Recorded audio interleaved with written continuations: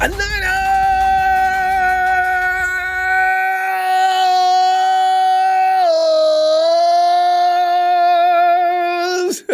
Let's get right into this because I'm short for time tonight. But listen, I know we keep gravitating back toward this subject over and over and over and over, but it never fails to continue to add episodes. Now, who is going to back Trey Lance? We may as well already establish the fact that Trey Lance is probably going to be the starter. Contrary to what Big Show says, Lance will be Jimmy's backup. Once again, there's currently no trade partner or offers for Jimmy. Have a feeling they'll restructure Jimmy's deal to a team-friendly one at Ronbo Sports. Show, it's nothing. Nothing seems to be off the table at this point.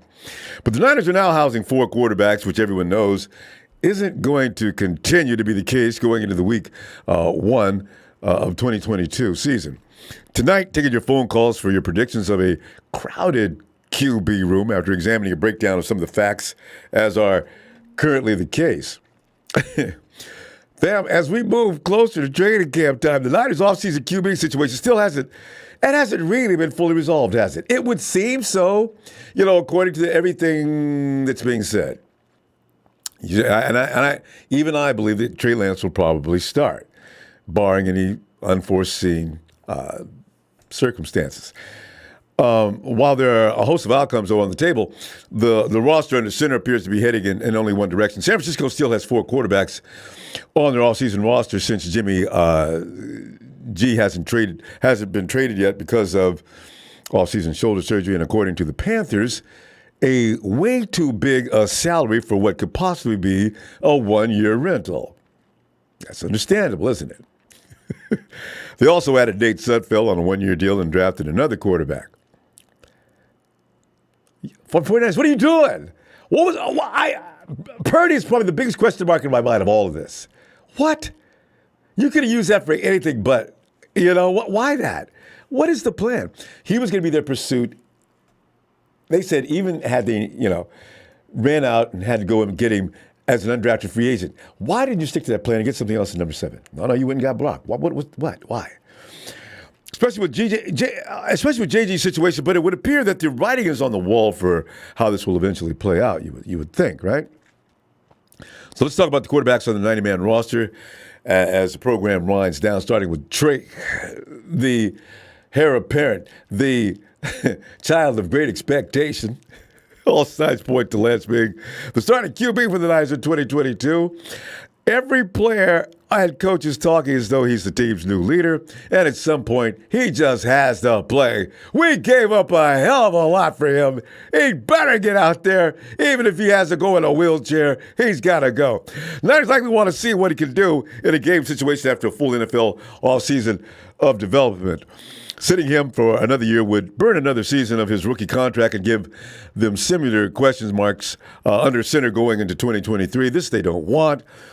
But this bet has been made now, and damn it, you better get in it and sleep. Nate Sudfeld. Niners gave Sudfeld a fully guaranteed 1-year, $2 million deal to return to the club. Has anybody ruminated on that any length of time to come up with any rational reason why they would do that? That exhibits a lot of faith in Nate to help guide Lance into his first full season as a starter. Could that be the reasoning? Fully reasoned. $2 million. It's also a sign that the Niners believe Sudfeld can win a game or two if pushed into playing. We've seen Sudfeld play. And would you bet any money on Sudfeld winning any game? In fact, I see him as a reason of losing the game unless they're just going to run the ball and every now and then throw it. And hopefully that running will do, and the defense will help by getting 20 turnovers before that game is over. There won't be much competition for the QB2 job unless enter Brock Purdy. The Niners use the last pick in the 7th round to pick up Mr. Irrelevant, the man from Iowa State. Brock played for 4 years with the Cyclones, but never, and I mean ever, really improved. He is the same Brock Purdy when he came in as a freshman as he was when he graduated. Mrs. Purdy's child is a little undersized, and his arm strength is mostly graded as just okay. But it's not out of the realm of possibility that he could develop into a long-term backup option. Nate Sudfeld doesn't make me crazy. I just assume Brock, I really don't understand what's going on with Nate Sudfeld. But Brock will likely wind up running the practice squad. Finally, there's Jimmy Garoppolo. The question is, what's going to happen with Jimmy? Cue the music. Bum, bum, bum, bum. Fans want to know. The media wants to know. The Niners are probably anxious to find out themselves. But JG has likely thrown his last pass with the Niners, is the common thinking these days. Niners tried to trade him, but offseason shoulder surgery, which was mysteriously scheduled at a very strange time for me. I'm still wrestling with that. If I were Sherlock Holmes, I would be sitting in the corner of the room in disguise, listening to every word that's being said in Santa Clara. So I could actually piece together this case and bring it to some kind of plateau that could be understood. Anyway, the Niners tried to trade him, but offseason shoulder surgery stalled those talks. As I mentioned, Niners apparently would prefer to avoid releasing JG and getting nothing in return. Why, Niners? Why? This is another thing that, you're not going to use him. He's tying up a lot of money. What is the point? Let him go. You at least owe him that much. Contrary to public opinion about him, we've had some of our best years with him hanging around, whatever he does. It's just the way it is. Let him go. Let him go out and make his own deal. Just give it to him. You suddenly upended everything and threw him out. Let him go. That's my feeling on that now. But instead, they're waiting for JG's shoulder to heal and see if a more desirable option presents itself. What? Many have been thinking the Carolina Panthers should be an option. The Panthers could use an upgraded quarterback, and most would consider JG better than their current group of Sam Darnold, P.J. Walker, and rookie Matt Corral. While Jimmy seems like a good fit for the Panthers, Carolina may view him as expensive, especially considering his injury history. Instead, the Panthers may prefer Baker Mayfield. But they won't go get him. See, these things are they're very tenuous, aren't they? What is going on? However, they would prefer the Cleveland Browns eat a good chunk of the quarterback in Cleveland by the name of Baker Mayfield, eat some of that salary as part of the terms of a trade. And Cleveland said, oh, hell no. And Carolina says, well, yeah, double hell no. Garoppolo's recent shoulder surgery, as well as his injury history, is a far greater concern for some within the Panthers organization. The Panthers wanted no part of his $26.9 million salary, and the Niners haven't shown their willingness to carry those payments in a trade. Again, question. Niners, are you getting rid of him or not? Why let this be a lingering issue? Don't you have other things to focus on? So the question remains, if the 49ers can't trade JG and don't want to release him, WTF? Risking the 30-year-old, Jimmy is 30 years old. So, you should really let him go if you're not going to keep him. The Hawks are just standing there. Pete Carroll's chomping at the bit. Don't let anybody tell you different. He is. And the Panthers would pounce immediately, too, if Jimmy was free. What options are left? While trading JG's a plan A, the Niners have maintained that holding on to Mrs. Garoppolo's baby boy for the 2022 season is not entirely off the table. And why they're signaling that is bizarre as well. One NFL insider recently shared his opinion, stating that he believes the 49ers should allow Garoppolo to compete for the starting job if he were to remain. That reporter is Ian Rappaport, who recently said, I would say they would like to trade him, but they don't have to. And if Trey Lance isn't ready, and that's how many reporters are talking about him, and you have Garoppolo for over $20 million, and you can't trade him because he's not healthy enough in time to be traded, you've got to let him get out there and compete. What if he is the better quarterback? Unquote. Now, that's Ian Rappaport. I've got nothing to do with that. I'm just bringing it to you. Because you know my opinion on this right now. Jimmy's not into playing with the 49ers no anymore. He's got an ego just like anybody else. You went and got another quarterback. You've touted him as being the next guy. Let me the hell out of here. I know that's what he's thinking. It's got to be. I mean, wouldn't you? Right? So this is not a good idea either. The Niners have to be careful if they go down that road anyway. If the Niners allow JD to compete and he is injured, they are stuck with his hefty salary, which becomes guaranteed. That's what happens on week 1 of the NFL season. The Niners expect JD to start throwing again in about a month. Meanwhile, we probably shouldn't expect the quarterback situation to be resolved not one moment before then.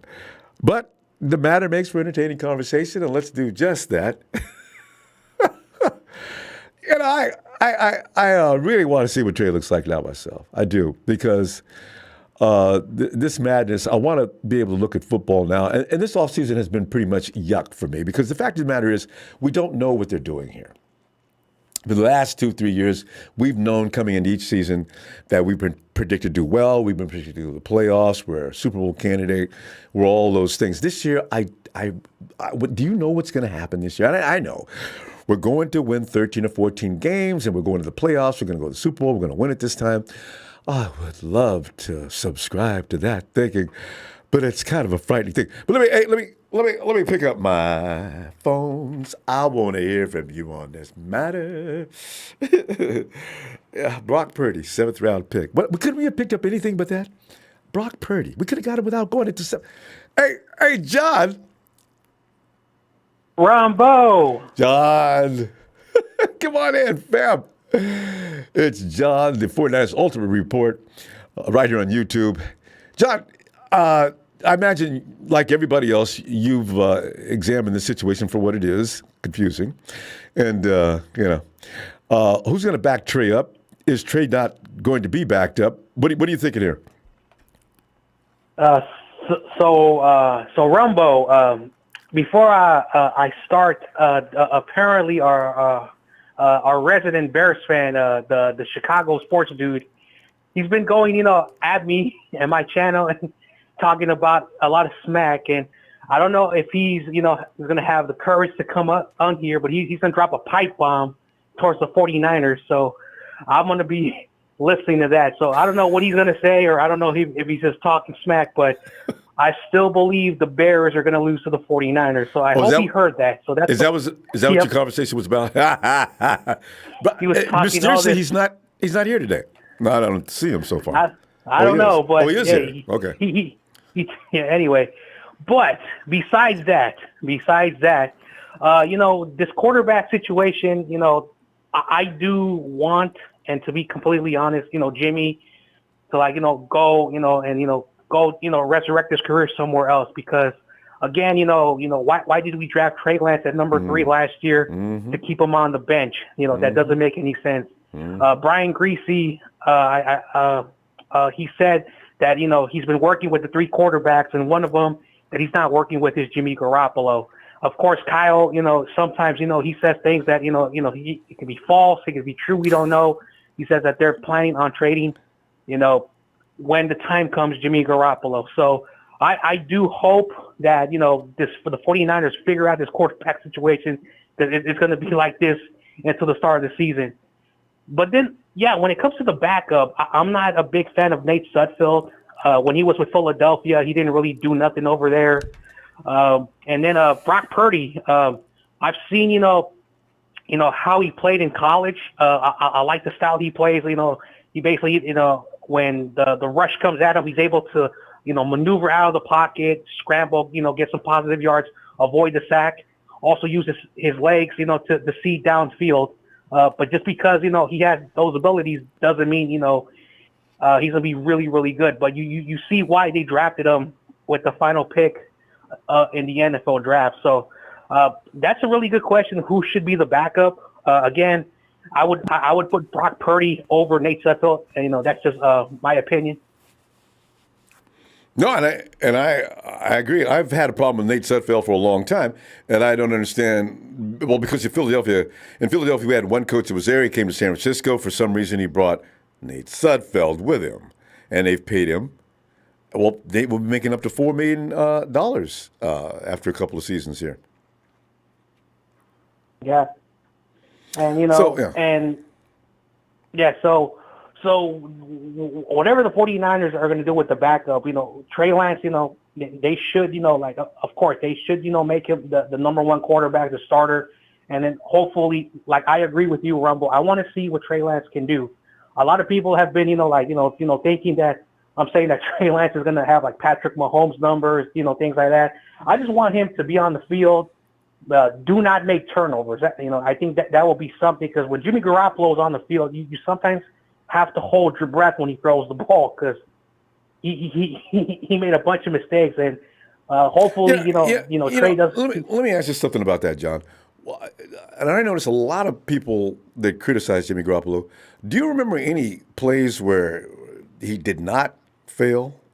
I always wonder, because Jimmy Garoppolo made a hell of a lot of great plays, but all people talk about or resonate on is the mistakes every now and then. And John, you know what? The reason I ask you that, name a quarterback in the NFL that doesn't ever make a mistake.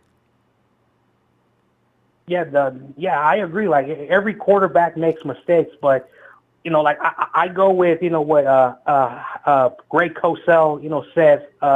When Jimmy Garoppolo throws the ball inside the hashes, he does really well. Inside the numbers, he does really well. But when he has to go outside those numbers, it doesn't really look good. So I use that, kind of metrics. If he's throwing the ball, in the middle of that area, at the same time, he also made a big point. Who plays on the defense, the linebackers, and he throws a lot of interceptions in the linebackers. That window, that area that he throws the ball, that's the thing that, when you watch him, when he throws the ball down the middle, if it's not a quick pass to Debo or Kittle or Ayuk, if he has to stretch that ball a little bit further down the middle, then it's going to be a turnover. Okay, that's the scary part. Yeah, you do suspect that Lance is going to be able to alleviate that issue? Trey Lance, for me, and this is just for me, I don't know about anybody else, but Trey Lance, will do more like bootlegs, play action. And one of the things that Jimmy does when the pocket breaks down, if he stays in the middle, he takes a sack sometimes, or sometimes he just throws the ball. Trey will basically be able to avoid that. But if there's an opening down the middle, he will rush forward, just like in the Cardinals game. When that, opened up and the pocket broke down and, the pass rush, he was able to run forward. He's able to use his legs to see the receivers, allowing the receivers to open up and give his receiver extra time to, separate from the defenders. That's one thing that's going to be a little bit different from Trey Lance and Jimmy Garoppolo. It doesn't mean that, John, just because I'm saying that Trey is good, it's just that those are two different. You feel he has the capability to overcome those things. But listen, the thing about Jimmy Garoppolo was, do you know that his QBR when he was rolling out of the pocket and doing play action was over 100? Kyle calls the plays. The thing I notice is, after Kyle insisted that he just stand under center, because Kyle's calling those plays, things started to get like they were. And remember, Debo got good in his second year. We didn't have anybody but Debo, Kendrick Bourne, and name the third person, right? So I really wonder sometimes, and we're going to find out when he goes to another team, I really wonder if the caliber of receiver and the play call makes any difference. We're going to see, though, if Trey has to adhere to Kyle Shanahan's offensive calls, and he has to follow the letter the same way. It's going to be interesting, because remember one thing, Kyle Shanahan takes advantages of defenses. If you're weak in the middle, he wanted Jimmy to carve up the middle because he's one of the best in the game between the numbers. Outside the numbers, maybe questionable about that. But, I watched over Stafford throw INT after INT, but he won the Super Bowl. So I can't wait to see what happens next. Yeah. Well, anyway, Ronbo, it's always great talking to you, always talking to the 49er faithful. It's always good to thanks for always having me on. Always a pleasure. John, have a great night. All right. All right. And of course, it's Niners all day. Jay, come on in, Jay.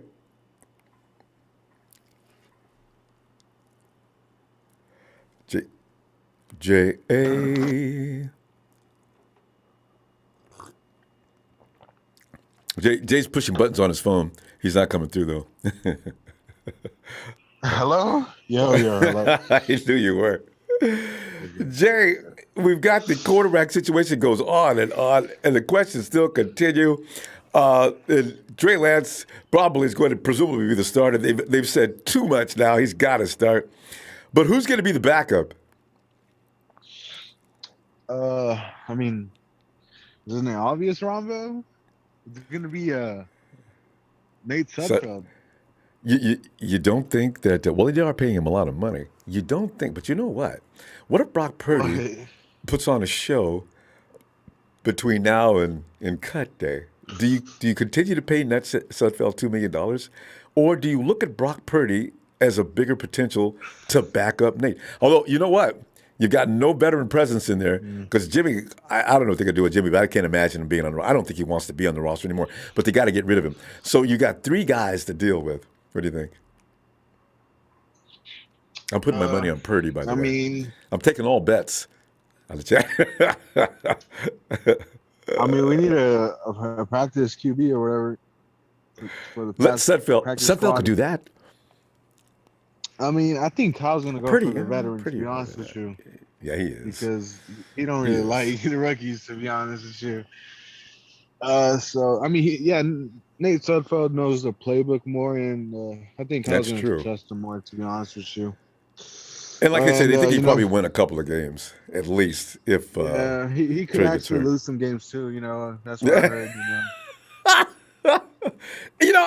Because if we're like 5-5, and, Sudfeld has to come in for whatever reason, and then there we are. Yeah. All right, so the 49ers have fallen to 5-7. Uh-oh. Yeah, but I think that wouldn't be good if no, never mind. I was about to say, didn't we give the Dolphins something like our first round pick? Wouldn't that make their draft pick better or something? I don't know. Never mind. Never mind. But where were you going with that? The Dolphins. What do the Dolphins have to do with what you were thinking? Nah, if we lose a lot, I thought that the Dolphins draft pick gets better or something like that. But no, I think that was if we lose a lot or win a lot. No, if we lose a lot, that improves the Dolphins. Oh, I see what you're saying now. Yeah, if we have a bad record, the Dolphins get a better pick. Yeah, I forgot about that. I think I'm wrong though, right? I don't know. I've never heard any stipulations on that contract, but the Dolphins would be cheering for us to lose. I think that was last year. I'm pretty sure, but no, I don't know. Whatever. They got 2 first round. They got next year's pick too. Well, I don't know. But anyway, go ahead. Yeah. Tomorrow's mini camp, right? So the reporters are going to be there, right? Tomorrow. Yeah. Well, wait. I didn't see the schedule. Mini camp does start tomorrow, but I don't know if they're in the first day or what. We'll find out. Oh yeah. Well, we're going to see if Debo is going to be there. Probably not. Let's be honest here. Oh. Yeah. Hey, nothing said. Here's the thing, Jay. They're not saying anything about Debo about anything. They said Jimmy was excused from mandatory minicamp. That's all I saw. Yeah. But I didn't say anything about Debo's name. Debo is not excused from minicamp. If Debo is watching the Warriors tomorrow out in Boston instead of showing up to work, I think that's going to make somebody mad, though. That would be funny. Debo. Hey, go Draymond! Go Draymond!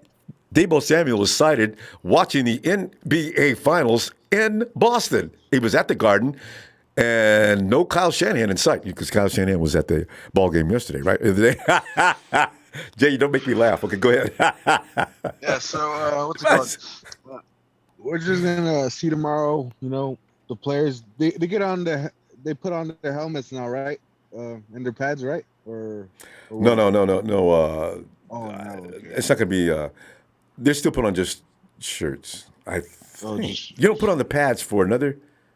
Not yet. I don't remember. I think so soon. Yeah. I don't know about that, but we're just gonna try to see the guys improve, and that's it, pretty much.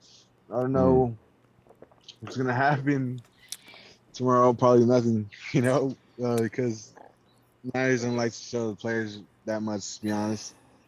Well, Yeah, not to the media. Yeah, They've got to run through. It takes a while to learn Kyle's stuff, so they're going to work on running plays slowly.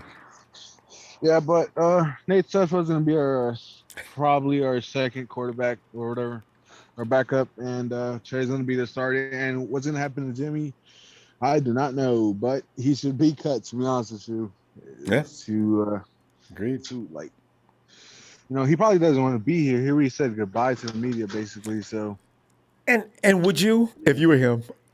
No, of course not. No. I mean, if I don't want to hang out wouldn't where I'm not wanted. And you know what? If he has a relationship with Trey, you know what? I ain't back here because I want to be. All right, job is yours. Take it. But if I got to go out here and do my job, so let's just shake on it and debate. I just don't know that's an awkward situation. I don't even know, how that's going to work out. Yeah, but I don't know where Jimmy's gonna go. I heard something about Carolina not wanting Jimmy or something like they're that. not paying that $27 million. Yeah. No one will because you got to restructure. For 1 year. Yeah, you got to restructure that contract, or the Niners got to pay some of it. Like Cleveland's being told they got to pay some of Baker Mayfield's salary. These guys, teams aren't going to pick up guys for 1 year to pay $27 million to. They don't know anything about what we do. They don't know anything about our players. They got no chemistry. It's just a big mess. Why would I do that? Even if he had a shoulder, fine. I wouldn't do that. Ronbo, you think Jimmy's gonna retire or something? He already made $100 million. He might become an actor or something, Ronbo. I've already got him. I've already got him as the next sequel to Superman, or he go ahead and be easily. Good one. You know what? Easily. Or go ahead and join the Marvel group, and come up with a new character. Yeah, I mean, he would probably be a good actor. Who knows? But good luck to Jimmy. If he stays a backup, I would be a weird situation for everyone. To be honest with you, I wouldn't be good. But oh well. No, Jimmy. They won't keep Jimmy as a backup. Not that it works both ways. If he's going to get paid that much money, he's got to start. He's not going to sit there with a clipboard getting $27 million. That's just too easy, and everybody wants that job. So he's got to go. I just don't know how they're going to do it. One last thing, reports of Jimmy being trying to be the next CEO of Hooters. Hey, that's what he's going to use his money for. Yeah, probably. He's going to try to, buy them business, because it's going down probably, no one's going to Hooters anymore. So. You could, there's some things you could change at Hooters, make some improvements. The food, for one thing, and that's too weak. So, anyway. You have a good day, Ronbo. You too. Talk to you later. Night, Jay. And by the way, Chicago, Michael has some things he wants to say. Michael, come on in. Detroit worse than everybody. I had to say that to start off my entrance. Say Detroit worse than everybody. I know Don Bird is not here, but I always have to say it even when he's not here. He could be incognito. Yeah, he might be using a different name. But go ahead. Yeah, but I know who that guy is. 49ers first 49ers Ultimate Report. Ultimate Report. He's a very nice guy. Been knowing him for about almost a year now. I've been seeing his channel. He never had me on for whatever the reason, but I do show up here and there in his comment section. And I do have to say that there's some type of delusional fans in some of his comment section, probably them because they're Grant Cohn fanboys. But the point is, I don't think you guys should take the Bears lightly, because the Bears, despite losing Khalil Mack, still have a very solid defense with a promising secondary with Kyle Gordon and Jaquan Brisker. That defense is still looking very promising. I mean, Michael, I don't know what they were saying about the Bears, but I do know that the minute you do that, and hopefully your team doesn't think that way. Fans can think that way, it doesn't matter. But the minute the team goes in taking week one lightly, you get beat. So I really doubt very seriously whether it goes beyond fan perspective that the Chicago Bears are not a worthy opponent for week one. So you take that for what it's worth.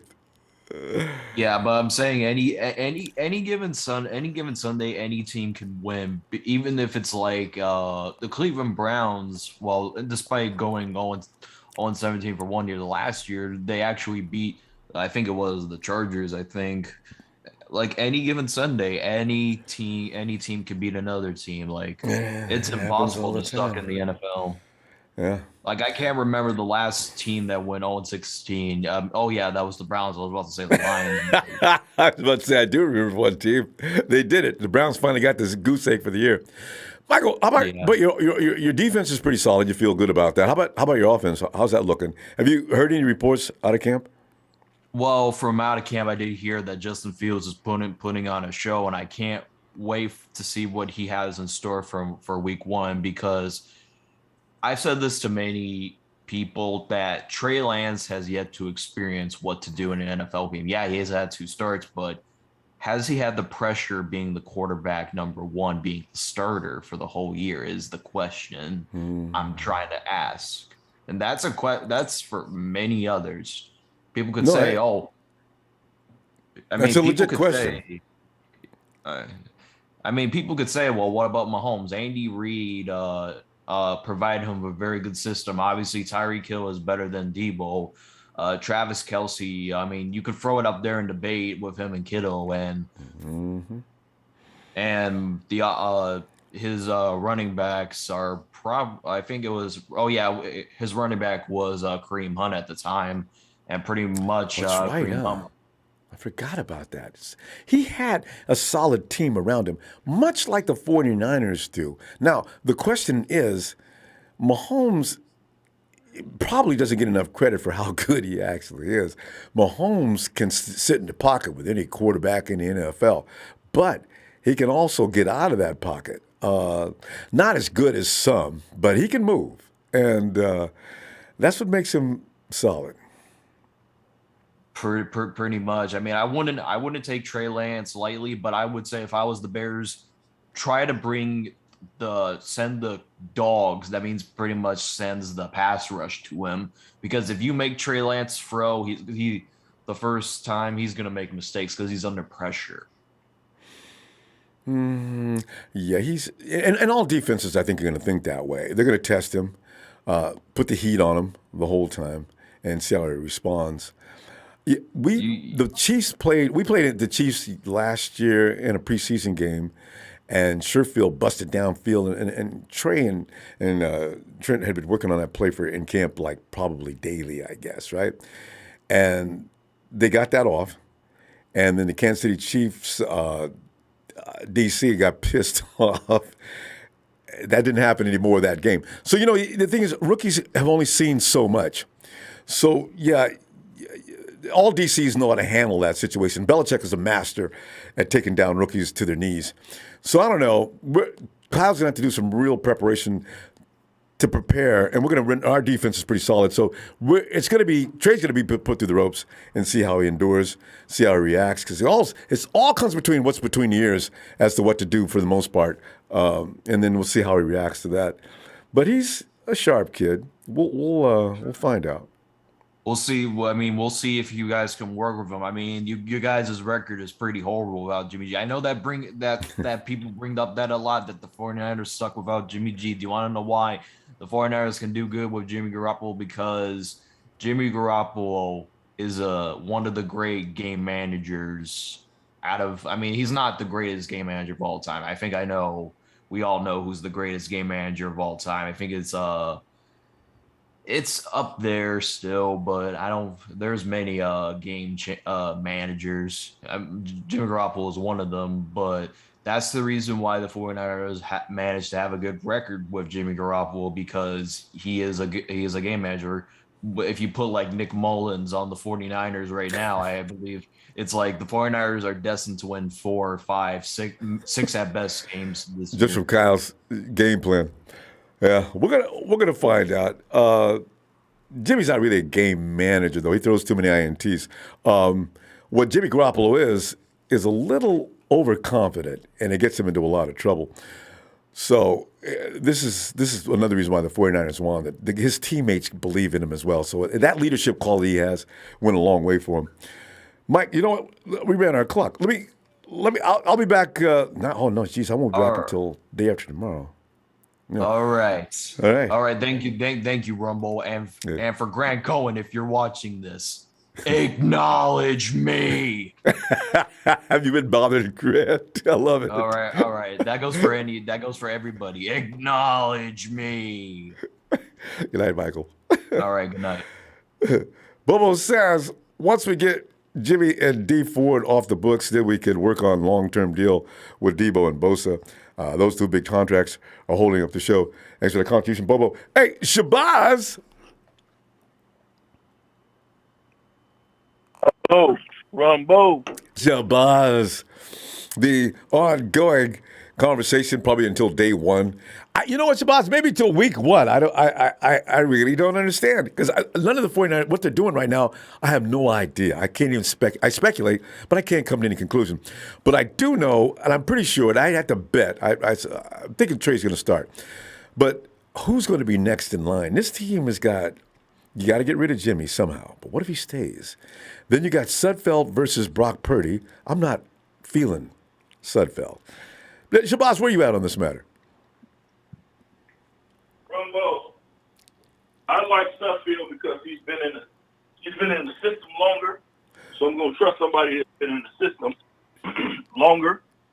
Okay, that's better. I can hear you better now. Go ahead. So I like Sudfeld a little better because he's been in the system. As far as, everybody wondering again what's really going to happen with Trey, this, that, and the other. I don't see no blitzes, like I said, happening. I don't see him being in a bad situation because I think we're going to be 65 to 70% run, Ronbo. I really do. Yeah. You know what? That's a good point. I really do. I think we're going to run from under center a lot more, and we're going to run from when he's underneath center. So we're gonna look like the Hawks did when Wilson first came into the league, aren't we?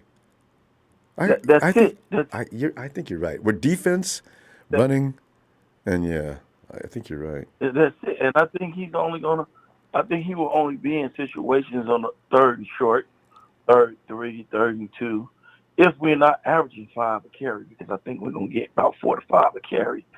Because with Anthony Lynn, everybody keep forgetting, we're basically cheating. We got 2 head coaches, Ronbo. We got 2 head coaches. Anthony and you got and Anthony Lynn and and Kyle. Yeah, we got 2 head coaches. So I think that's going to take care of itself to where he's not going to be in those situations where he's going to be having to throw the ball, make big time decisions. I know it's asking. I don't know what people, but it's asking too much. 1 year of college football, 2 games in NFL. He needs time. He really does. And the best way to do it is exactly what you're saying. I think that's what he'll get with a lot of the run, a lot of the defense. Keep it simple like it was kept for Russell his first year, like it was kept for Brady his first year. I'm not comparing him to Brady, but everybody. But no, you got to do that. You got to protect these kids. Brady was the GOAT when the Patriots won his first Super Bowl. No. Not yet. Brady handed the ball off, and Vinatieri kicked field goals. He didn't develop into that system passer until years later. But he wasn't that his second year because it was his second year. It was Brady's second year when he won a Super Bowl. So he didn't have no 50 passes. He was a game manager. And I think that's how you alleviate the pressure on the kid. And then because the kid is a run threat and he has a big arm with what we have with the rookie receiver, if you decide you're going to crowd that box, you're going to crowd that box with Kittle, Ayuk, and somebody that can take the top off, that's kind of dangerous. That's all I'm saying. Because he can buy himself a half a second that Jimmy can't buy to catch a wide open Kittle or to catch a wide open Ayuk or to catch a wide open Debo or the rookie we got. So I think we're going to be all right. I really do. As long as we can figure out who's going to play on that offensive line and what they're going to look like. This could throw a wrench into everything we're talking about. They've got to hold, because Shabazz, you and I both know, DCs are going to tell those dudes to pin their ears back and go for Trey. Now, if that offensive line cannot slow that mad dash down, it's going to get scary out there. But you know what? You think about this now. Send the blitz. I think about the 96 Packers. Perfect way to alleviate the blitz is the screen. You want to send 6 or 7 people and let Elijah Mitchell get out or any of those running backs get past you because you're sending everybody. Yeah. And, yeah, you'll get the Trey. But he lob it over your head and that running back get it. That's going to be touchdown after touchdown. So I ain't saying none of this ain't possible. But the Shanahans, Kyle and Mike and Anthony Lynn coming in, they're smart enough. They've been around for long enough. Yeah. Hey, if you want to keep blitzing me, keep blitzing me. Yeah. You only going to have 2 times to do that. Now, you want to send 8 in the box and load that box and send everybody at me and go past my offensive lineman and let my running back catch a quick screen, then that'll alleviate that. So I just don't see him struggling the way everybody think he can struggle. I'm not saying he's not going to have rookie struggles, but the kid has got 9 games in the bag. I promise you that. So all we need is the defense to win 1 or 2, and we're going to have a good year.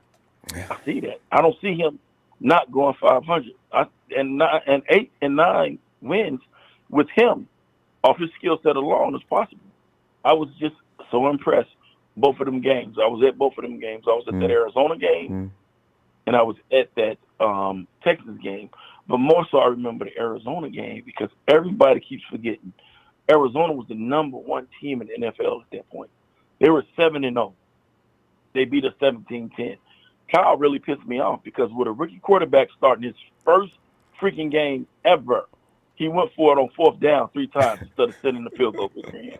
But he wouldn't go for it in the NFC Championship game. Kyle, right. you learned a lesson, didn't learn a lesson in that game, and now you're scared? Why are you scared now? Why would you let a rookie, and this is what everybody keeps forgetting, every time Trey had the ball first half and second half, he didn't have no 3 and outs that game. Go back and look at that game. All the Trey haters.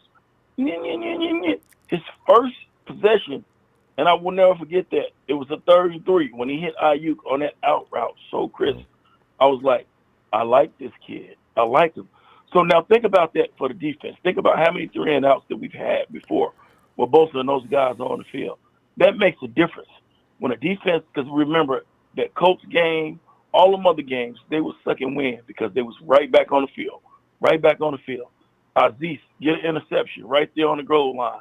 3 and out. Right there. They back on the field. No. This kid is giving them at least a first down or 2 first downs every drive. And he did that against the number 1 team. The Cardinals had Watt. They had D-Hop. They was healthy. They tight end had got hurt. They was healthy. And that defense played a good game because guess what? They wasn't on the field that whole game. And Shanahan went for it on 4th down 3 times. And I'm looking like, this kid's a rookie. Kicked 2 field goals. We lost that game, by the way, for all the naysayers. So I'm not talking about the game that he won. I'm talking about the one that he lost. We lost that game 17-10. And then when we played them again, and they had their backup, they slaughtered us at Levi. So y'all do the math. Yeah. They slaughtered us. The Cardinals slaughtered us at Levi. Lance didn't start that game. Jimmy started that game, and they beat the brakes off us. And Colt McCoy slaughtered us. But there was 2 touchdowns. George Kittle, for some reason, decided that day to have the weirdest drop I've ever seen him have. And Ayuk standing both of them, right up against the goal line, decided those are momentum killers. So the 49ers got their ass beat totally. I mean, defense and offense. Yeah. That was strange. And that was the day that we got rid of him the next day, got trucked in front of everybody. That running back ran over and stepped on his face and went into the end zone. So, it's a game as it is, and, we're going to find out, though. So we're going to find out, but I'm not worried. I got faith in all these guys we drafted. I really think the undrafted free agent center, I think this guy is going to be a star. I just do. I just think, hey, and Kyle is basing this offense again with saying off the run. When you're giving these guys confidence when they running the ball helps. Pass protection ain't going to be nothing you got to worry about because remember, he's just mobile enough to whereas if you send in a regular pass rush at him, just 4 guys, we've seen what he can do to a regular pass rush. So we'll see. All right. We'll see, Ronbo. We're looking forward to it. I can't wait till the season starts. All right, Shabazz. Great to hear from you, fam. Hey, I'll be back. God, I can't get back tomorrow. God, I'm thinking we'll talk about it Wednesday. All right, fam. Have a great night. Wednesday, all right. I'll definitely try to check you in, Ronbo. Looking for you, Shabazz. Have a good night. All right. And ever enamorado, is that right? Yeah. Ever, thanks for that call, Juice fam. He said, yo, what do you think about Jimmy to Miami, familiar with system, Tua's bound to throw 4 picks in the game, Mike McDaniel will want to rub Shanahan's face in the dirt and show what Jimmy is capable of. You know, in fact, in the beginning I thought Tua's, it comes down to finances too, because even with the Raiders. So I said Jimmy might be going on his way to Oakland. I mean to the Las Vegas. I couldn't stop laughing. I said, you know, just because some of the coaches go to these places doesn't mean they can afford to pay $27 million. The owner's gonna say, what? I don't think so. Emilio. What's going on? Emilio, man, you know, it's getting late, and the 49ers are still got 4 quarterbacks, right? So I'm thinking, you know, this is like, Niners, there's things you need to tend to. Get that situation out the way so you can focus on the things that are important. You know? Anytime somebody says, well, we ain't worried about it.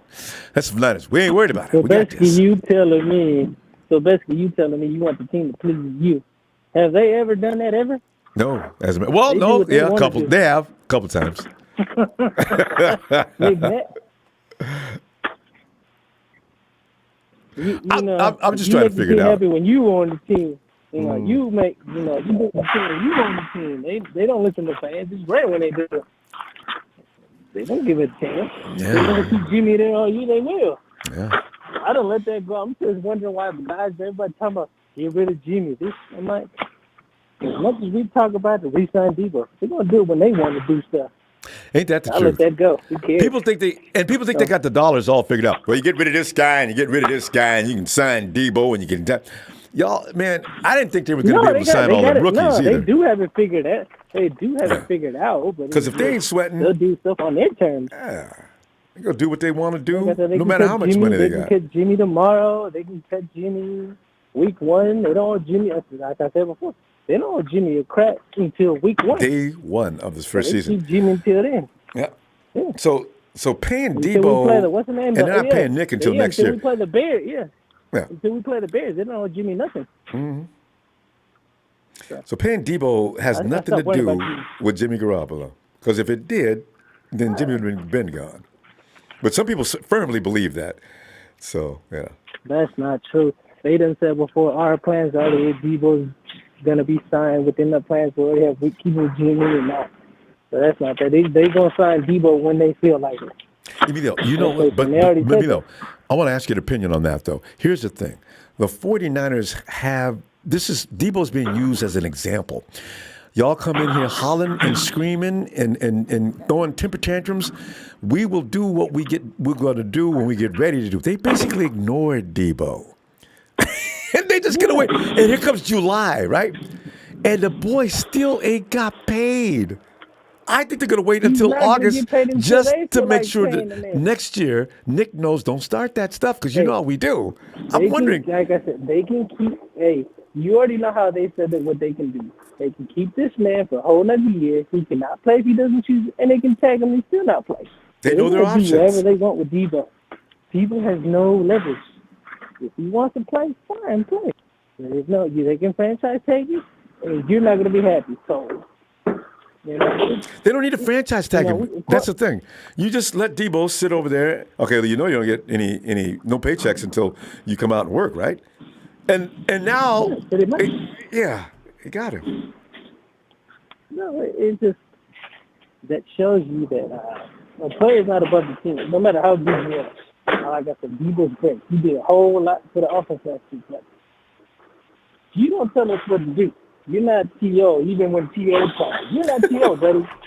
We don't want you. We don't feel like paying you. We're not going to pay you.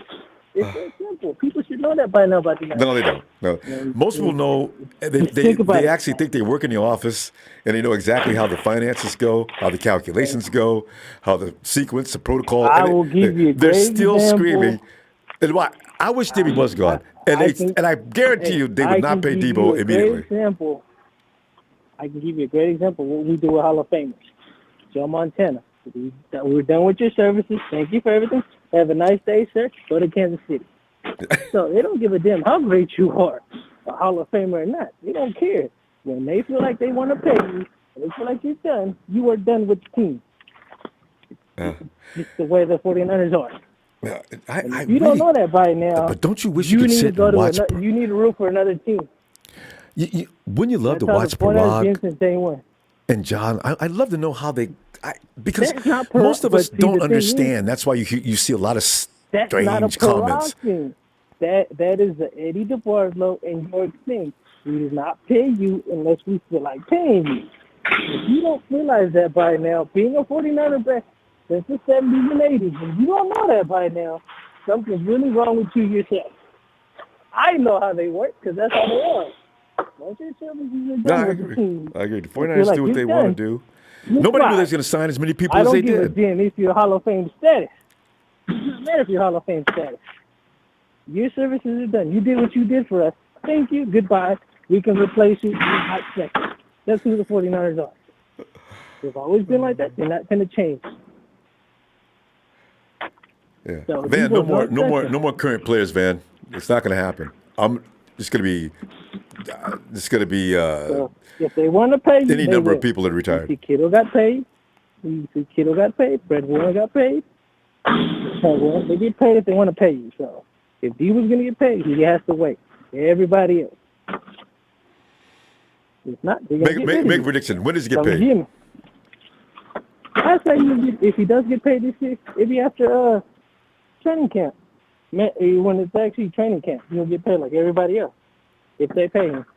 If not, they'll wait till next year when Jimmy's officially gone off the team. That starts tomorrow, by the way. Training camp. No, I mean I'm talking. No, that's that voluntary. What is it? Mini camp. I'm talking about training camp. Actual training camp. Oh, yeah. When they all have. That's a little ways away. Yeah.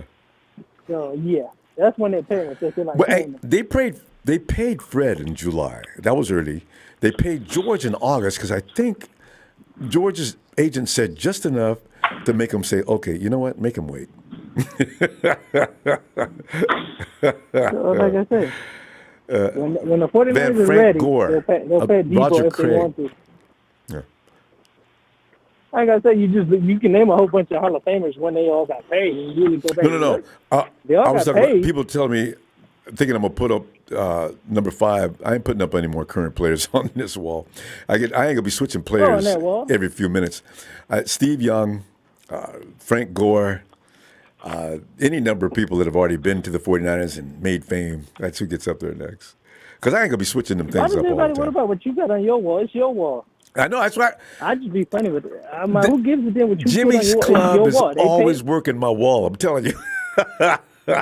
What is always working what it is. But, I mean, at that point, didn't you have Kaepernick up there at one point? No, I never could find I never had a Kaepernick flag. Okay, I spent Steve Young and yeah. Kaepernick after you left, he'd be more legitimate than anybody else. I remember when you had nothing up there. It was just your bookshelf. That's true. So that was the beginning of you. So now that you got that up there, what does it matter? I got Joe. There might be only Joe in a minute. You might as well just go back to the bookshelf so people stop complaining. I'm gonna leave Joe. You know what? It's my wall. Joe is as solid as you can get. I can leave him, but he represents totally. He is the franchise. We'll put it like this: if people start sending you money, I'm like, hey, you know what? You guys want me to put up somebody else? Send me the money. As far as I know, it's my wall. You don't like it, oh well. You can come on here and talk. If not, goodbye. It's my show. It's my wall, not yours. I pay a mortgage on this house. Thank you. Hey, you heard it. Hey, Vito's telling you that wall that's my wall. Okay. Vito, we gotta go though, Phil. I'll be back Wednesday. All right. Yeah. Well, when you coming back? Wednesday. Oh, after the Warrior game. All right, we'll do that. Yeah, because They got to win that game. I'm going to see this. All right, I, man. I was waiting for you. I was waiting for you on Sunday, but I was like, okay. I know that game You got said after the good. game. You know, I'm laughing. But anyway, I'll see All right, but you have a good night. You too. Yeah, well, it's a big show. Ronbo. Show, come on in here, man. Big Show is What's a up? man independent in his thinking, and you gotta love it. Show, you know how I feel about. I think we've both discussed Nate Sudfeld and Brock Purdy. The 49ers probably could have better spent that pick. They could have got Purdy without using a pick. And then there's Mrs. Garoppolo's child, Jimmy, who's sitting back there saying, "Listen, guys, no matter what you say, I just want to get out of here." That Show, who's backing up Trey? Is he starting? No. As long as Jimmy Garoppolo is on this team, Jimmy Garoppolo is the starter. And you know, you make a good point because that is a problem. You know, what am I going to do with Jimmy if he's on the team? Kyle Shanahan said there's no guarantee we're going to be trading Jimmy Garoppolo this season. And Did you with read Alex something into Mack that? Retiring, Yeah. with Alex Mack retiring, you alluded to this earlier about the offensive line throwing a wrench in this whole quarterback situation.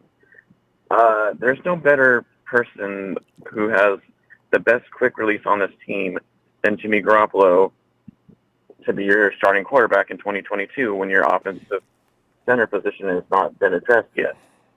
Yeah, but people believe that Trey can run away from pressure, that he can elude those Ronbo. mad The dashing NFL guys. figured that shit. I have bad news for them. The NFL figured that shit out a long time ago. no. I would have been fine with Trey 10 years ago, Yeah. but no, his style is done with and over with. He needs to be a Lamar pocket Jackson passer. almost got killed. I mean, what does that tell you? Yeah, he's done for. He needs to be a pocket passer or he's done for in this league already. And that's why they're hesitant to start him, because he hasn't gotten the pocket passing skills down quite just yet. That's why they brought in Brian Greasy. I mean, Show. and that's why Trey's Give me your working honest opinion extensively on that. on the off season. Would you have bought That's why Brian Trey's Greasy in? working. Is that your choice? No, Yeah, no. I have a guy here, and everybody loves him because he's hiring. played with Mike. But he doesn't have any coaching experience. You know, it's like a teaching credential. You could be magna cum. If you have no teaching technique, what are you going to do? Maybe he does. I don't know anything about Brian Greasy.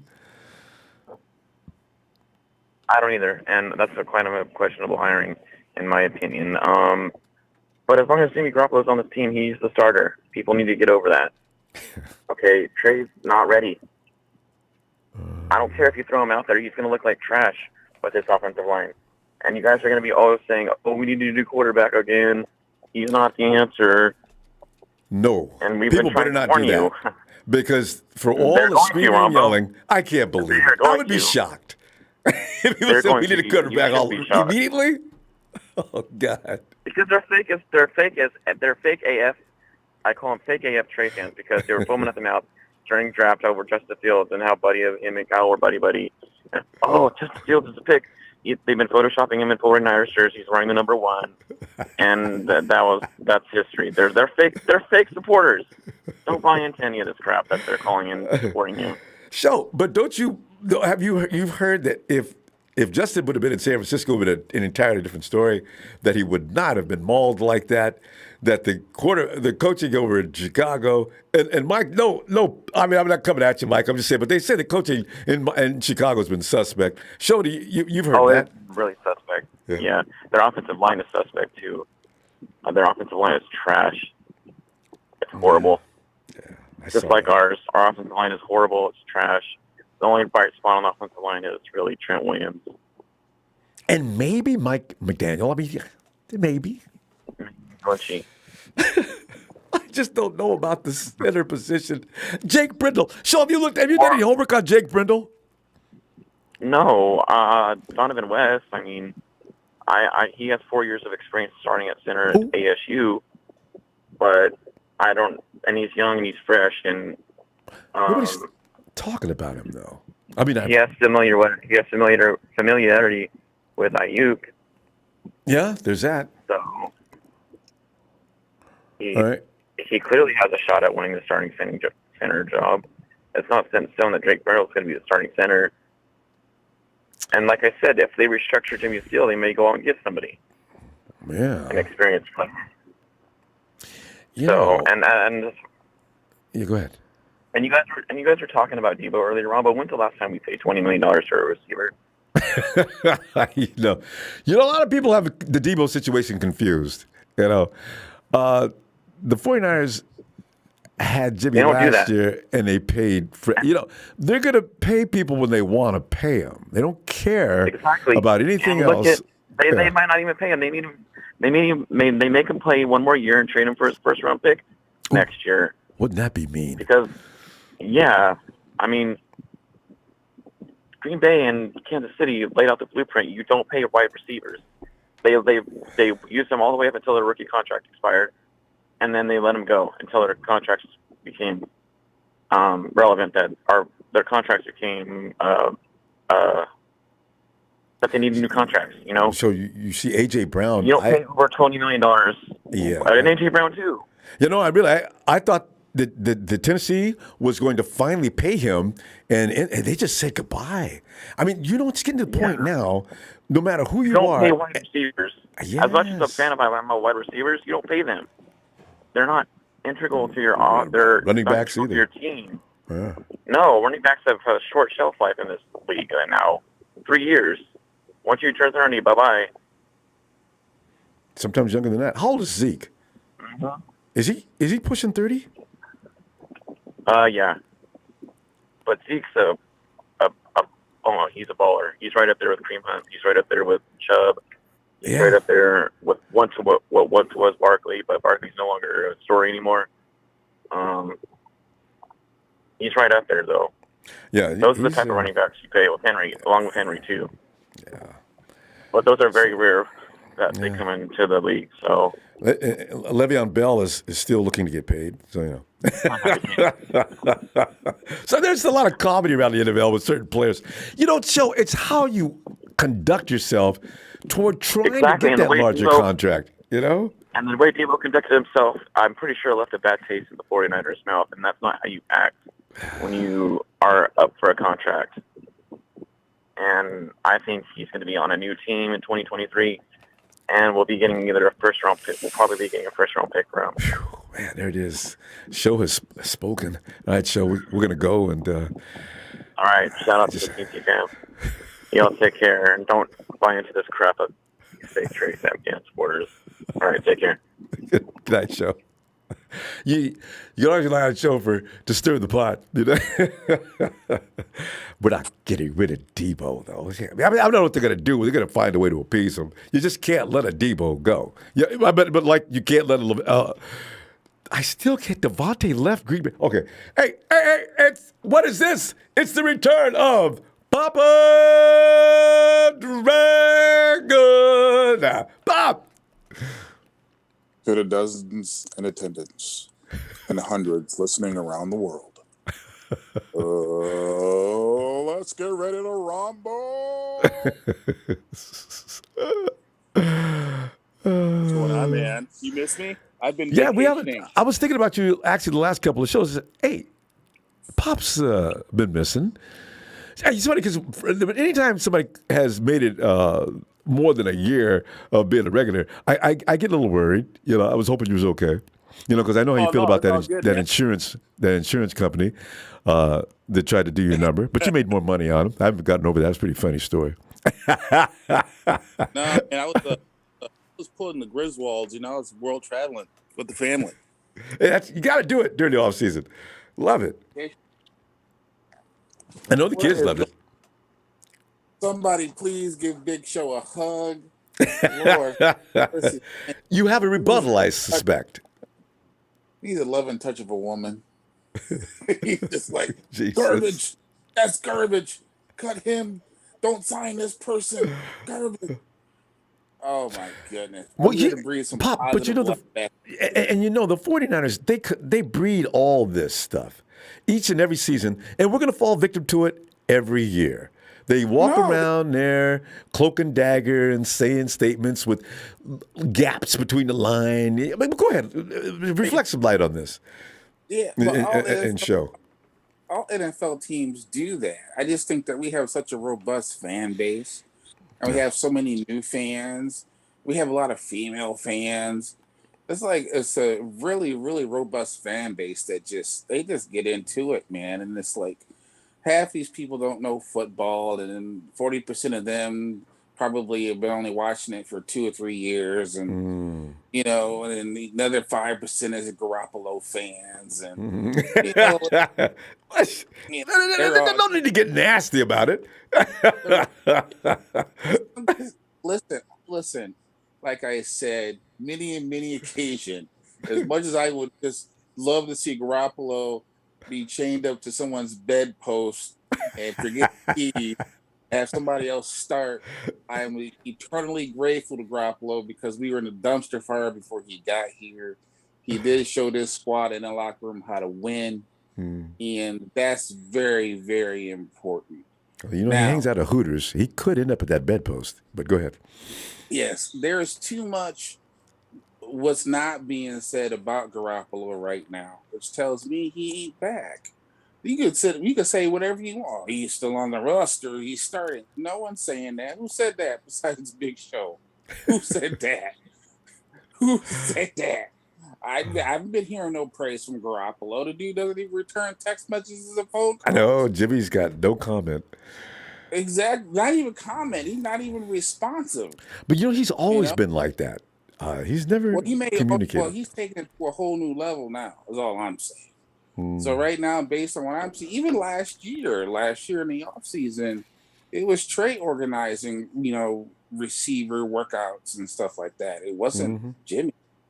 So, I mean, with people like Kittle coming over, you know, Mac, you know, retiring, it's a change in the guard, but what are you gonna do? You know, I just want to address the elephant in the room. Mike, is that Mike guy from Chicago, whatever he's from? Yeah, he's a Bears fan.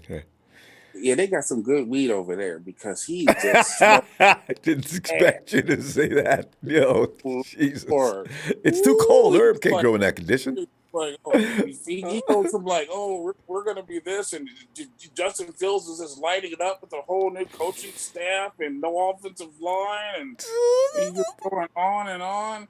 I'm like, dude, you know what's coming to Chicago? We got a defensive line that's like 11, 14 people deep, and you ain't got no offensive line, and you got a new offensive coordinator and a new head coach. And guess what? Justin Fields is in his second offense in 2 years. That is a problem. Yeah, that's a problem. You know, when people sit around and they sit there and say, fire this person, fire that person, you better be careful what you wish for. Remember, Alex came in the league with that issue. Different coach every year. Right. So, I mean, I'm only thinking about Chicago right now. That's how I look at it. I just think about the Bears. The 49ers thinking about the Bears. You know, and then people are saying, their offensive line is garbage. We don't know that. Yeah. We don't know that. You know, with the 49ers, right? The speculation, we're just looking at it at face value. Yeah, but we're going into the 6th season of this offensive system. And there's people on the team who's been in this system. Even McClivich started at left tackle last year and did well. Who? You know, McClivich. He started at left tackle. McKivitz. Yeah, McKivitz. I'm sorry. That's okay. I thought I was thinking we had a new guy. McKivitz. McKivitz. Whoever he is a bum. But the bottom line is, even as a bum, he did all right. He knows how we do exactly. I'm just saying, he knows how we do it. So they got Wall, who could be coming in playing center, and that's fine. You know, he can use a magic wand, do what he's got to do, light some magic. I don't know. You know, people are saying, but Banks is so good. Why did he sit all there? Because Lakin was in front of him. I don't know. I mean, there's explanations here. Now, obviously, I still worry about McFlinchy. I worry about McFlinchy a little bit. Did you call him McFlinchy? Oh, no. Another name for poor little Mikey. Go ahead. I worry about him because he's just not as good as you would hope a former first-round pick to be. But you know what? It's like last year it took them literally, 7, 8 weeks to Joe. We were 3-5 at one point. Big Show was like, this season's over. This season is over. It did look bad. I was one of the few callers to say, there's a lot of football left. I was one of the only callers to say, hey, guys, there's a lot of football left. A whole lot of football left. And we lost some games narrowly. Yeah. Well, all of them, except for one, the Cardinal game. Yeah. So in general, don't let the boys play the games. This whole thing of Trey Lance isn't ready. You know what? I'm going to listen to Steve Young before I listen to Big Show. Steve Young said, hey, get him out there. He processes well. Yeah. He's got to put some things together, but he processes like a champ. He's gifted. I do wonder how much Steve has watched him in practice or whatever. I'm wondering where Steve is getting this from. We don't have a lot to go on, but Steve's talking like he's attended every practice. But Steve has seen practice. Steve has been in the film room with the kid. He has talked to the kid. The kid has reached out to him. So he's reached out to Jerry Rice. He's thrown passes to Jerry Rice. So it's like you're getting some good endorsements from some people. He's a young kid on a good team. I mean, the Niners would be all right. And this whole thing about, he can't escape anything, blah, blah. We all know that you have to win from the pocket. But guess who the best quarterback in the league is right now? Who they're forecasting and go to the Super Bowl. That's Josh Allen. Yeah. And 2 years ago, people said he was hot garbage. Now they're saying, he's an MVP candidate. He's favored to go to the Super Bowl. He runs all over the place. His mechanics are all over the place. You watch him throw a ball, looks like he's shot putting the ball sometimes. He's hurdling people. He's running through people. He's doing all kinds of crazy stuff. So the bottom line is that you have to get out there and play football. Standing it back there in the pocket is honestly, it's like Bill Walsh said, I would rather have an athletic quarterback than a stationary quarterback. Okay, and believe me, as a former defensive player, a person who took shots to the throat and given shots to the throat, when I'm on defense, the last thing I want to face is a running quarterback. That shit drives you crazy because you got to look both ways. You got to look at the player you cover. You got to look at the quarterback. The player you cover, you got to look at the quarterback. Look back what the quarterback was there 2 seconds ago. Now he's gone. That shit drives you. But Pop, remember the greatest quarterback of all time is Tom Brady. He doesn't do any of these things. So I think a lot can be said for either style. We can't get into it now because we're out of time, though. But let me tell you, Pop, let's just since you're back on vacation, I see you on Wednesday before production shuts us off. That's all good. Hey, look, I just want to say one thing about Tom Brady. The reason why he is the greatest because he took less. Yeah. Bam. That's why. He's better than Aaron Rodgers, who never took less. Yeah. That's all I gotta say. And still getting more. All right. All right, Pop. All right. All right, Pam. Talk to you Wednesday. Good to have you back, too. All right. Oh, yeah. Shout out to production. Shout out to my Niner fam. Shout out to the Big Show. Peace out, everybody. And Mike, your time is limited to 45 seconds. You're not a 49er fan, you punk. Oh, my God. Mike. You're not a punk. You're a punk ass. Night show. And I'm going to go check out what Tony's doing. Atlanta's Tony, would you get in here? Ronbo, good evening. Good evening. How you doing, Ronbo? Well, that's always great. You look at Tony. Have you noticed the lineup of calls we get? It's like I feel like I'm doing the late night show, a Tonight Show, or Fallon or something. You got Pop Dragon coming in, and then you had Show before Papa Dragon, right? This always makes for like that immediately right there is going to be the show, right?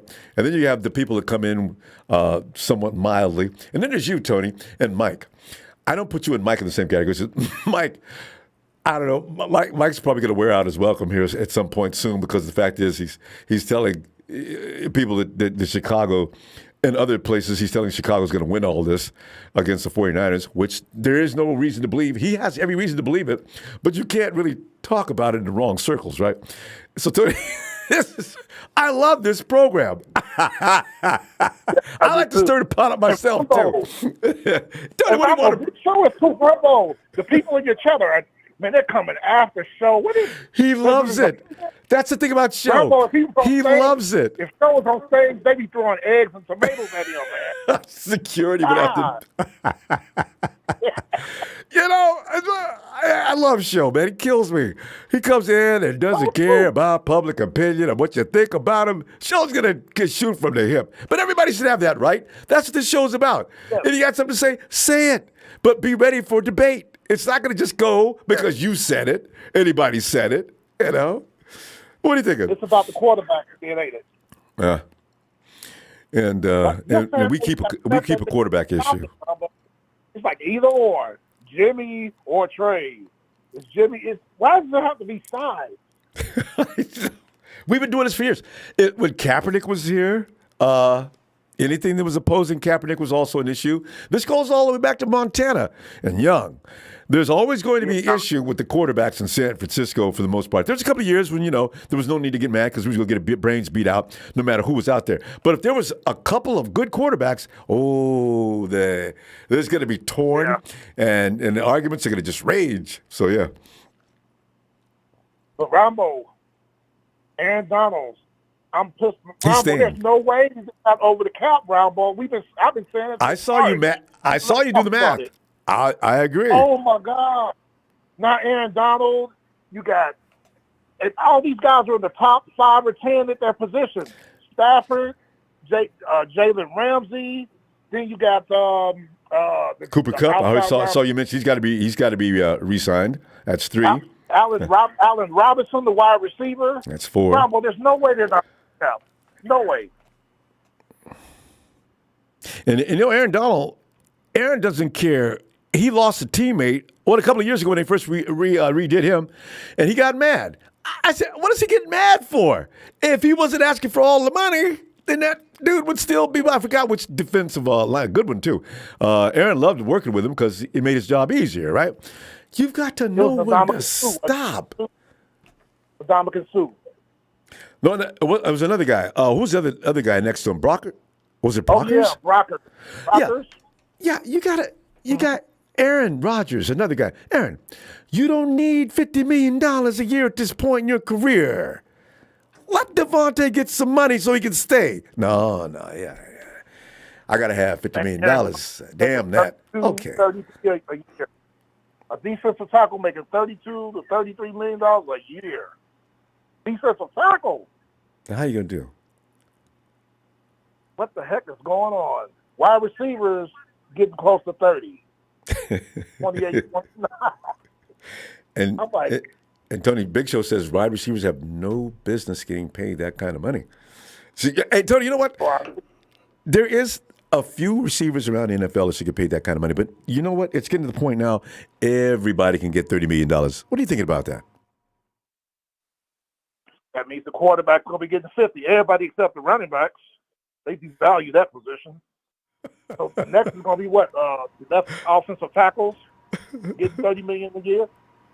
Hey, what does Trent Williams get paid? Trent's getting over 20. Yeah, you know what? Edge rushers. If you're going to pay the edge rusher and offensive tackles worth a damn, you almost have to, you almost have to pay him to deal with that force.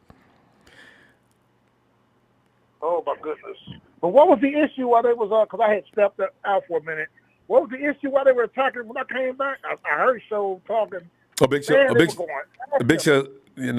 Show says as long as Jimmy's on this roster, he's going to start. And that set the place on fire, of course. And sure okay, honestly. They didn't say nothing. Yeah. Well, most 49er fans believe that Trey's ability to escape the pocket is going to save him, even if our offensive line is poop. The thing is, Trey needs to see this a little while before he can escape it. He didn't have this issue when he was at Dakota.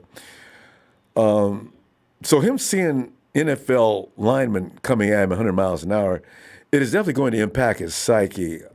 I think Kyle's going to probably prepare him before. I don't know what kind of rush Chicago. Has Chicago got a pass rush? I should ask Michael that. Do you know? Have you been paying attention to them? They got rid of most of their guys. They still got I can't think of that guy's name. Guy had 12, 13 sacks. Used to be with Dallas, then with the Rams. Can't think of his name though. But Ronbo, I got the message to y'all prayers. How much money y'all have to spend? I'm sorry. Say it again. The answer to our prayer is in How what? much money do you guys have to spend? I have the answers to your prayers. I think they can still. I think they still could buy a Big Mac, but that's about it. J.C. Treader, the 5th best center in the league, is free. Yeah, I saw somebody post that, and I gotta believe the 49ers are at least in conversation with them, but they haven't told anybody. Ooh, man. That would be. It's like having Alex Mack back there because he's one of the top centers in the league. Yeah, but I guess the Browns can't afford to pay him no more. Yeah, I'm getting ready to ask that. Now, why is it that he's being let loose? Offensive linemen are really, especially high-quality offensive line, they're really hard to get and sustain for any length of time. Why would Treader? They say he gets injured a lot. Well, it's probably either that too, and now they picked up Amari Cooper's 20-something million. They traded for him. I knew Amari's going to get signed by somebody. Yeah. Yeah. So it's and then I saw a post. We were talking about Deion, my linebacker who's healing from the surgery, Deion Jones, possible trade. Because if we trade him, we could save $12 million. See, this is what it comes down to. Dollars and cents. Sometimes the player's potential and skills and what he brings to the game takes a back seat to the cap. So, yeah. Well, Tony, it's always fun. Yeah, I'll tell you what. I'm pissed off at these Rams. I'm going to do some more digging. Yeah, There's no way in hell. Tony, don't make yourself tired because you know what? I've already looked into that, and then they came up with something that made me think. So the Rams, what the Rams do is they let people go as they're bringing people in. But I still said, but still, what you let go didn't cost that much. We can keep digging. Please, when you come up with something that we can all hold and cling to, I'm going to just love it. They got about 7 guys totaling close to $200 million. That's just 7 guys. Come on now, that's rotten in Denmark. They say they pay all the money up front, and then that alleviates that. I still don't understand. Really? I thought a cap hit was based on something other than just, I don't know. I thought it was based on the total salary, but that opened my eyes. I didn't even know that was the case. So, anyway, I'll be back Wednesday. Always a pleasure, sir. I will talk to you Wednesday. Looking forward to it. Take it easy on Show. He's one of you guys. I know Show. Take it easy on him. Don't worry, Show doesn't mind. He loves it. I'll see you, sir. All right, Tony. Hit the like, folks. Hit the like. And I see that Juan Rankin says, hey, trusted Trey's going to be special. I do want to. I can't wait. I can't wait to be able to celebrate that fact after a couple of games. If I see what I like, I got no problem acknowledging it. He makes a mistake or two or something like that. But if we're winning, I'm that dude who supports winning. If he comes in and kicks booty and wins, hell yeah. I ain't going to put him up on the wall because these guys get shipped out too often. I'm getting tired of buying these things. But yeah, don't worry about me supporting Trey. He'll get 100%. I'm used to winning, and I want to continue to win. Oh, here he comes. Here's one half of the show. Get ready, show. It's Trey.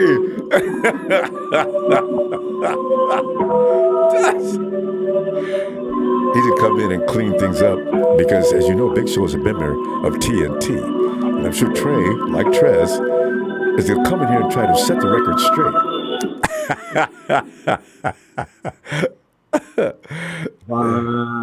Yeah. And you do me? I do me. Finally. Shout out to you, Brother Ronbo. Shout out to Thank you. production. Shout out to TNT. Yeah. And my brother Big Show, he is a member of TNT, you know what I'm saying? And so the thing, it's said with love, it's said with care, it's said with touch. True. Okay? But you're 100% wrong. You're completely false. And it is absolutely rich. It's like a deep chocolate candy bar, rich that the guy that wanted Mac Jones doesn't like Trey Lance. Oops. The guy that said we weren't even going to draft a quarterback doesn't like Trey Lance. The guy that said Jimmy G is going to be our quarterback doesn't like Trey Lance to do well. Well, he was. And then if you can't do all of that, Ronbo, then you're going to say what? He can't throw from the pocket. He can't dissect the game. I mean, he might as well have just said the guy's not smart enough. Trey, can he do those things? Quote me. Can he do those? Quote me on this. No. Quote me on this. I will. Let me write it down. Go ahead. Get your pen. You know what, Ronbo? I need an immediate installment. There it is. As Trey enters the realm, he is now ready to let you holler at you. Trey, holler at him. Trey Lance is smarter than Jimmy G. I'm just going to say it. It is what it is. There it is. He is. It's proven. I'm not arguing. Wonderlic scores if you want. They've talked about the way that he processes, but here's how it translates to the football field. Listen closely. Listen tight. Jimmy G's never thrown the ball away. He's never what? Check the ball down. He's never what? Thrown the ball away. You know when quarterbacks throw the ball out of bounds? Yeah. How many times has Jimmy G thrown the ball out of bounds? We've talked about this. But what about the check down, Ronbo? Rarely hits the check down. You know what that says? Yeah. You know what the problem is? You know why we don't? He's an idiot. It's called. Right? No, I didn't say that. What I'm saying is that he doesn't hit every part of the field. He doesn't translate and process quickly. He does with the quick throws, the quick release throws, but we're talking about deep downfield passes. Quote me on this, Ronbo. Trey Lance will attack and beat deeper, longer shots over the middle of the field. Brandon Ayuk is going to have 1,000 yards receiving this year. That's not up for debate. Ain't go get done. I ain't debating. I hope he does. Enough of the opinion, because that's what someone called it. Let's just go to a fact. Trey Lance throws deep a lot. He's gotten better over his first 2 games. People saying he hasn't played. We got guys from Chicago calling. Are you kidding me? Who's your coach? Who the hell is your? I don't even know his name. Okay, he was the Colts defensive coordinator. The Colts defensive man.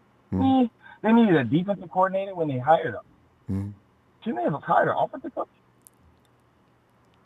Get your O together. We already. Matter of fact, I think.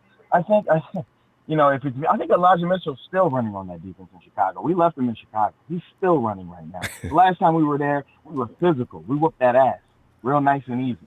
And we did that with the benefit of Jimmy G playing a terrible first half. Terrible. Sure. It wasn't for that awful. swing pass. He was just terrible. Which required nothing but a 2-yard pass. You know, I mean, the fact that guys are coming on here acting like Trey Lance can't complete slants and 2-yard passes it's disgusting. It's deplorable. Trey will hold a clinic on how to do that. I mean, a clinic is not even the word, Ronbo. A clinic is. You know why, Ronbo? You know why? Why? Because parts of the offense are back. The bootleg is back. The Jake Plummer, the John Elway. Good gosh, the Matt Schaub bootleg. Jimmy G is such a bad athlete. Let's just call it what it is. And don't you dare disrespect Tom Brady. Don't disrespect Tom Brady and compare him to Jimmy G. You know what Tom Brady does? He's a dancing bear. Wait. Time. Wait a minute. Who did that? Who did that, Trey? You. I compared Tom Brady to Jimmy Garoppolo. Let me make a correction here. Let me take my little red pen. I said one of the great, as we were talking about mobile quarterbacks, I said one of the greatest of all time. One of the greatest of all time does not include the name Jimmy. It is Tom Brady. That's where that ended, and that's where it began. But that's where you're wrong.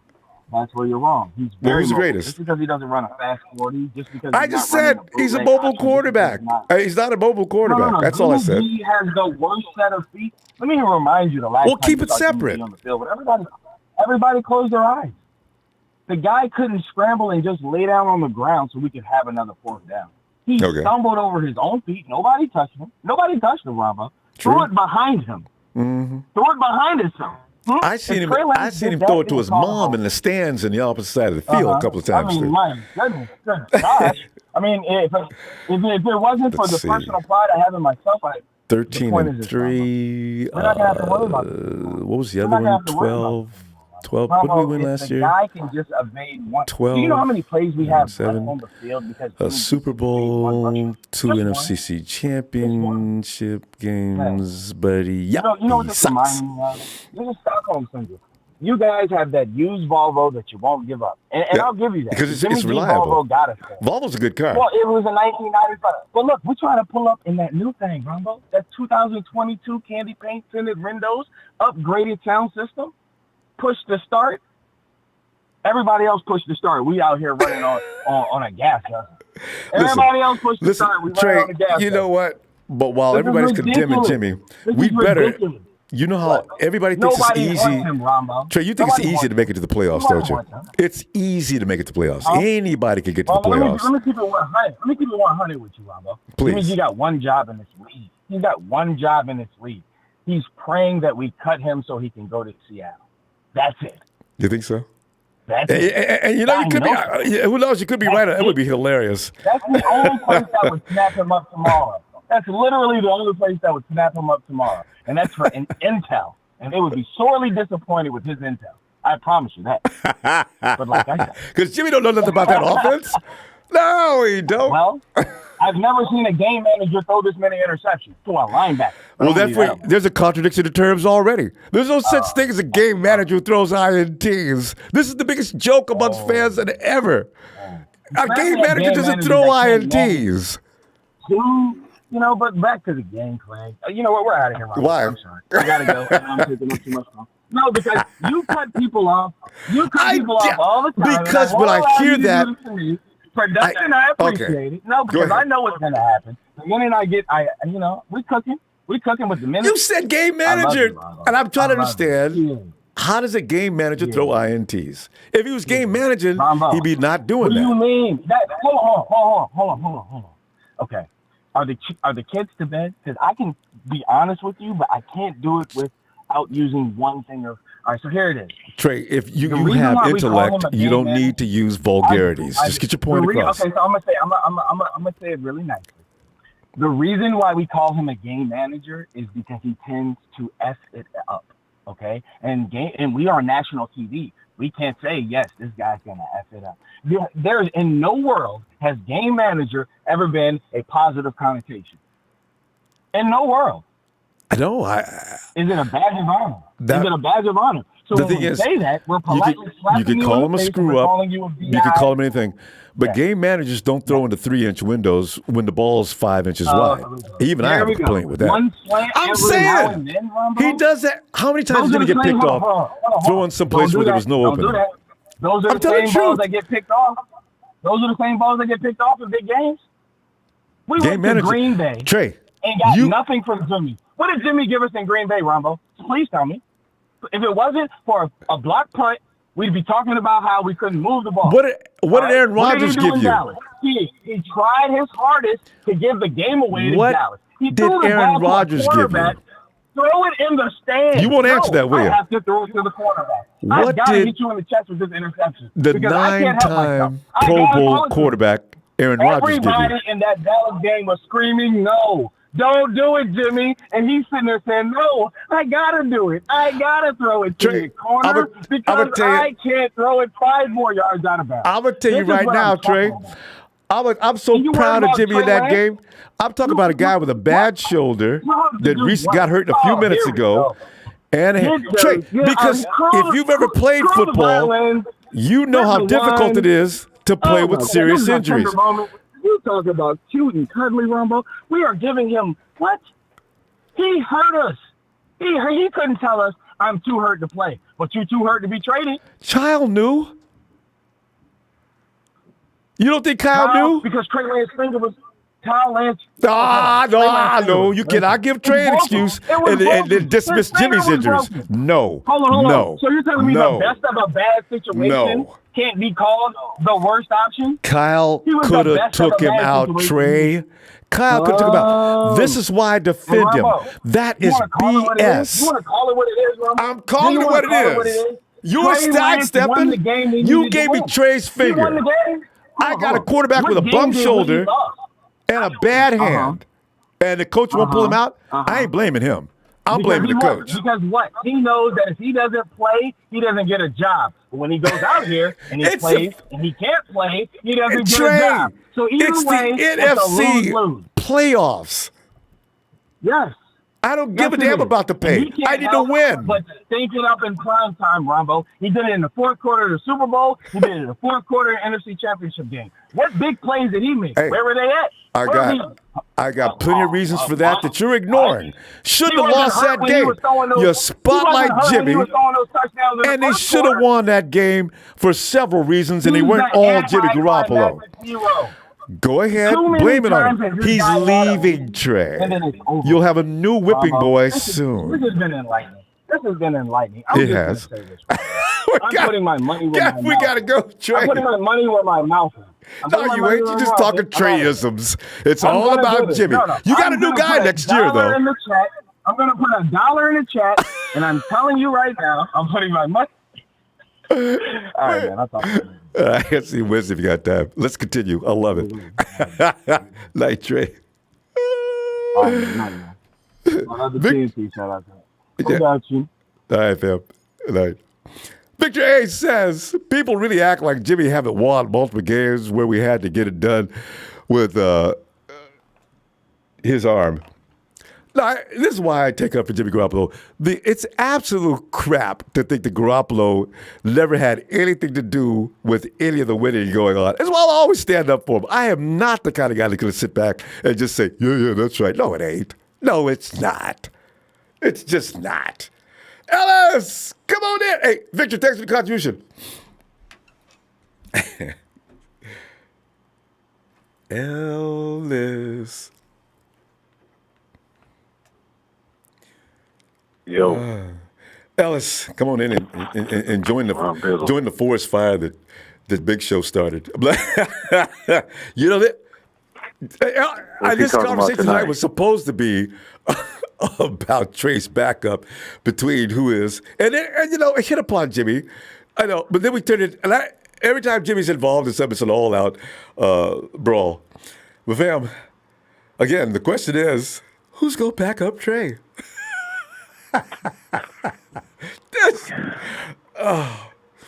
That dude always comes in with the best adults dating site. He's always, who is that?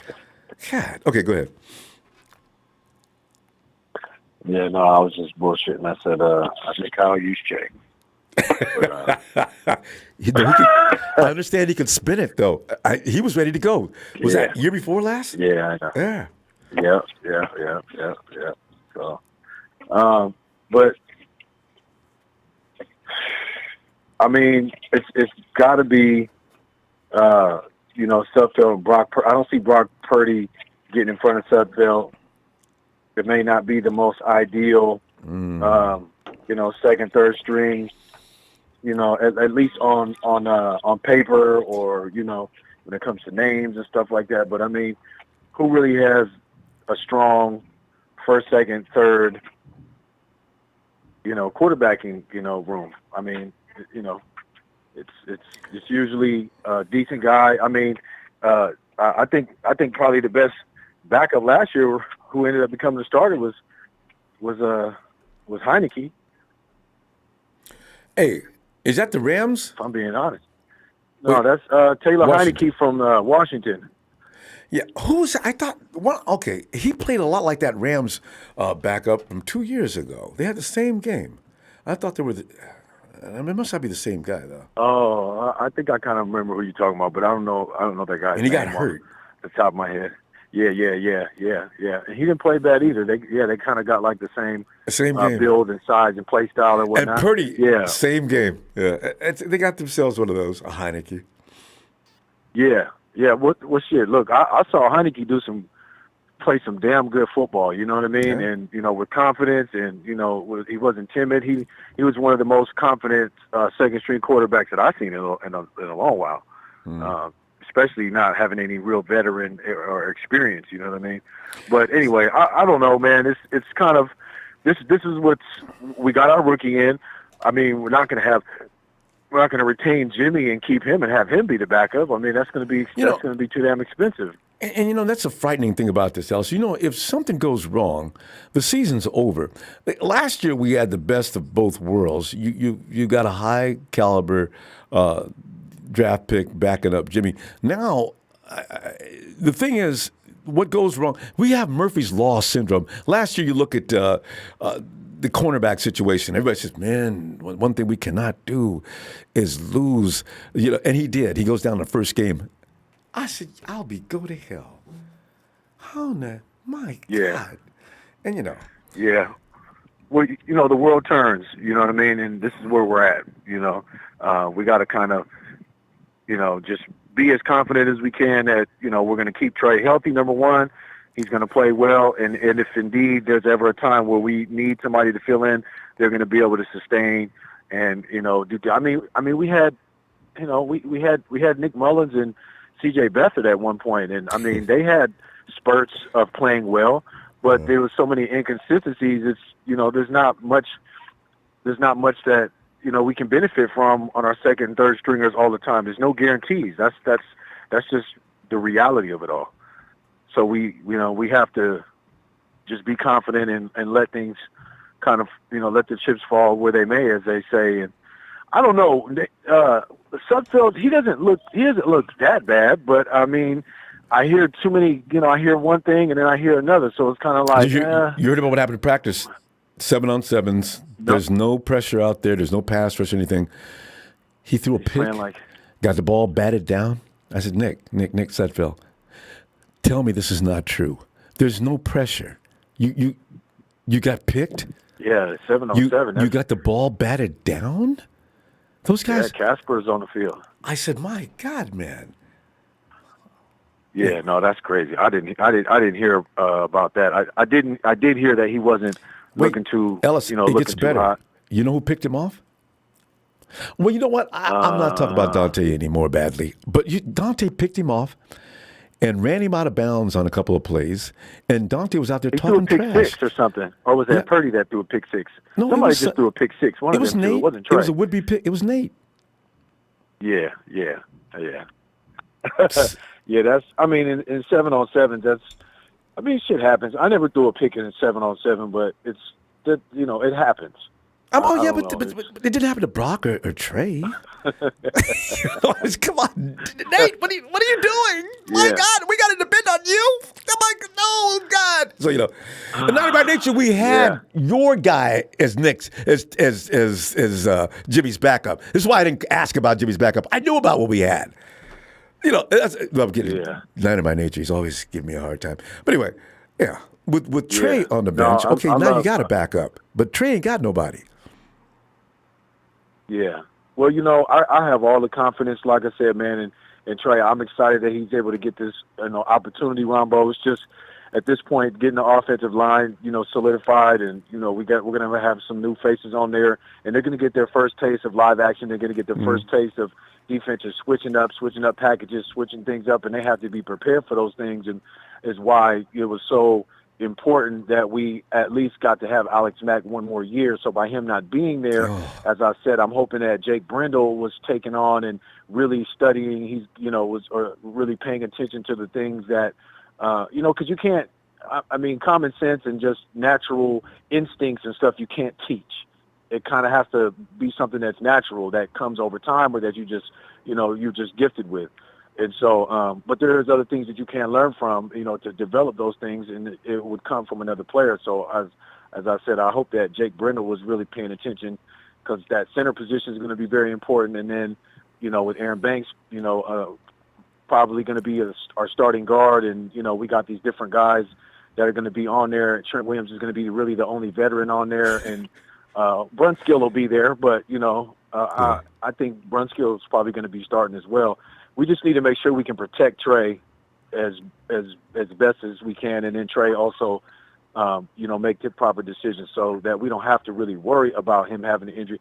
I'm speaking into existence because we got to, we get 17, we get a full season, with Trey without having any of those kind of issues. That's what I'm hopeful for. So then that way we don't have to worry about what the hell are we going to do if Trey goes down hypothetically, heaven forbid, because we don't need to experience that. This isn't the team that we have to, be settled with that kind of shit, because then we're going to be trying to look at where's Baker Mayfield? Is he still doing State Farm, commercials? Where, I don't want. I enjoyed those commercials. I've not seen any. But we gotta go though, fam. I'll Yeah. I'll see you Wednesday. Yeah, man. Right on, fam. Yes, sir. All Peace right, and love, brother Ronbo. Thank you for the Thanks, platform. man. Appreciate As you. always, man. Shout out to the faithful out there. Thanks, man. Make sure y'all hit that like and subscribe, man. You know, Big holler out still to the need Ronbo squad up to too. 50K, man. Yes. God Thanks, damn Phil. it, 50,000. What's going on, man? You know. Thanks, Ellis. I wish I could virtually punch some of these people in the face, but anyway, love you always, fam. And yeah, wipe your feet. God damn it. All right, Ellis. Peace. Peace. Hey, Bethel. What? Hey, Night by Nature, I was worried to death when Jimmy went down, and I was right. We died as soon as he left it every year. That's why I worry about it. Is our season over once the starter goes down? And I know everybody says most teams are like that. I don't want us to be like that. Hey, Bethel. Hey, Rumble. Well, Bethel, you know, we're like, you know what? We're like, right now the team is like in a situation probably a little worse than it was when Jimmy had CJ and Nick backing him up. Well, I was laughing because I was thinking, you know, now there's a real danger. And Bethel, I say that because, you know, our team is, notorious for getting hurt. I mean, think about it, Bethel. When was the last time that we got through the season with 80% of our roster? We can't do it. Oh, yeah. So, you know, I'm just a little concerned. Yeah, but I think, like I always say, you know, Jimmy's gonna be gone. It's just that, you know, they just have to wait until, you know, he passes his physical, and that's it. You know, once they pass his physical, now they have don't a have to pay him chance $7 million. You know, yeah, they don't have to pay $7 million. And if they could trade him, they trade him. If they can't, then they're gonna cut him. Yeah. You know, so yeah, you would think so. You know, that's why they're not worrying about it because, because supposedly they have a plan how they want to do something. So. Yep. You know. 49, and they've left, but you know, the funny thing is, Bethel, and this is why the 49ers always leave the door open so nobody can call them on anything. So for some bizarre reason that Jimmy's on the roster after day one, and everybody's going to lose their mind if that happens because they say, whoa, man, the 49ers got Jimmy G on the roster in day one, and we're still going to $27 million. What are they going to do? How are you going to pay Debo? You know, it's going to get nuts. So, because everybody thinks they know how the 49ers pay people. And the 49ers going to pay Debo, and then we're going to sit there saying, how'd they do that? You know, so we do this all the time.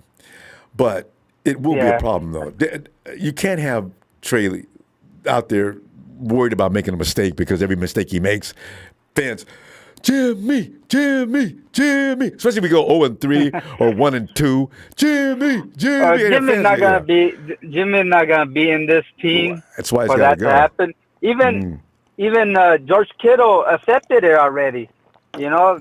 Oh yeah, I think most of the team not has. even taking none of his phone calls or none of his text messages. George really hates that you too. know, and George Kittle's kind of hurt. Yeah, you know? So George kills so with he that. has to go, back up the new, quarterback. So. I don't know why George has to tell us about that, though. Why don't you call Jimmy's mom or something? I mean, you're telling me to everybody, man, hey, Jimmy's not returning my phone calls. Have you seen him? Tell him I'm wondering what's going on with him. You know, George, Jesus Christ. I'm always amused when he does that, but he hates that. Yeah. Yeah. So and then plus another thing is that, I have respect for, the guy in Chicago and everything, but, he was saying that, that Trey Lance hasn't played a defense, good defense.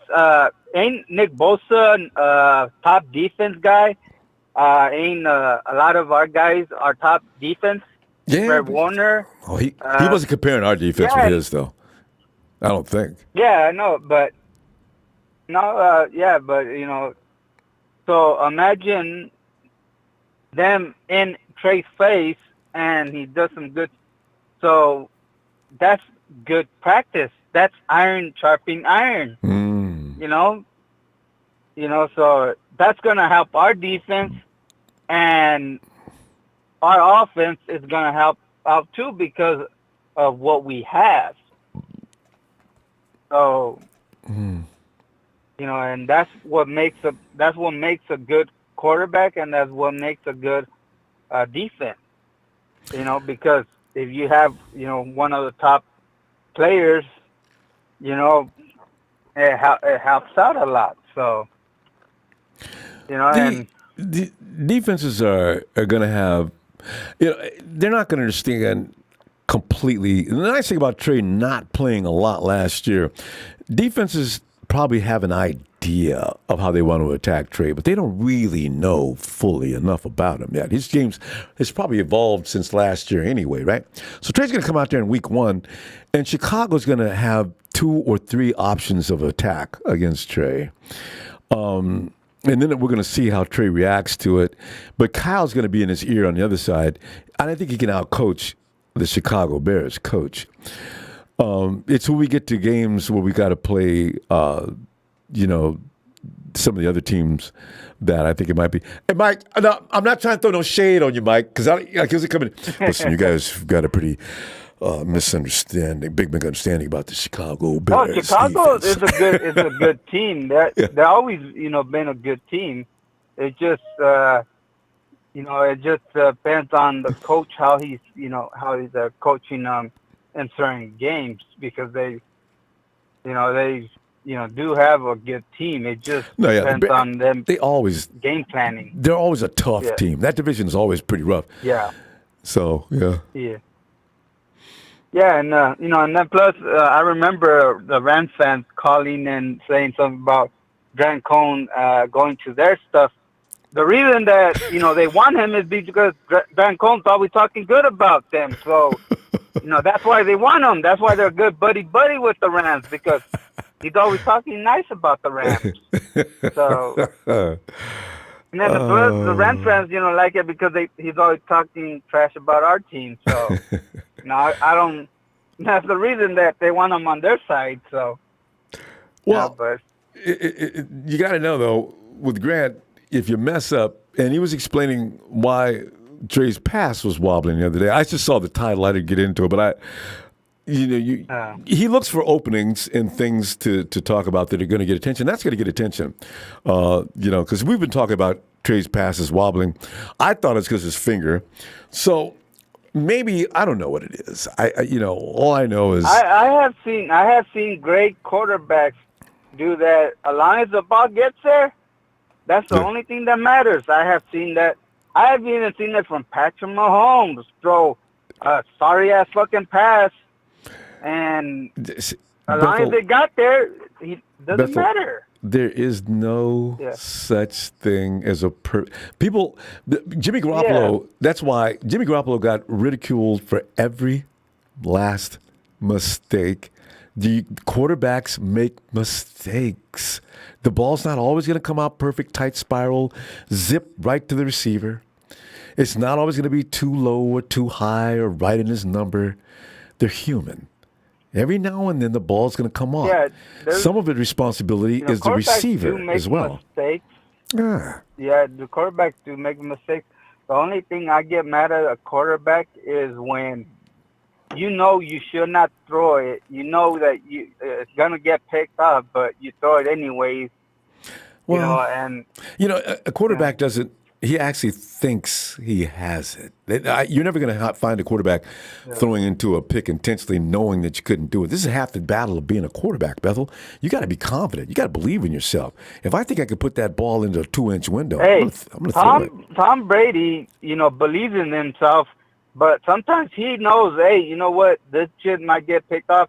You know what, throw it more out to the, outside. If it's going to go out of bounds, it goes out of bounds. But when the guy catches it, good for him. But that's why he's one of the greatest of all time, if not the greatest of all time. Tom also does something a lot of quarterbacks don't do. He tries to put the ball where the receiver might not get hurt or won't get hurt because he sees the defender coming. But you know what? You got to realize, Bethel, Tom Brady's mind, whereas one quarterback can see in parameters this wide, Brady's seeing this wide. That's why he can make a fool out of a lot of defenses. He throws picks on occasion too, though. So it's him Yeah. to see a quarterback never throw a pick is asking too much.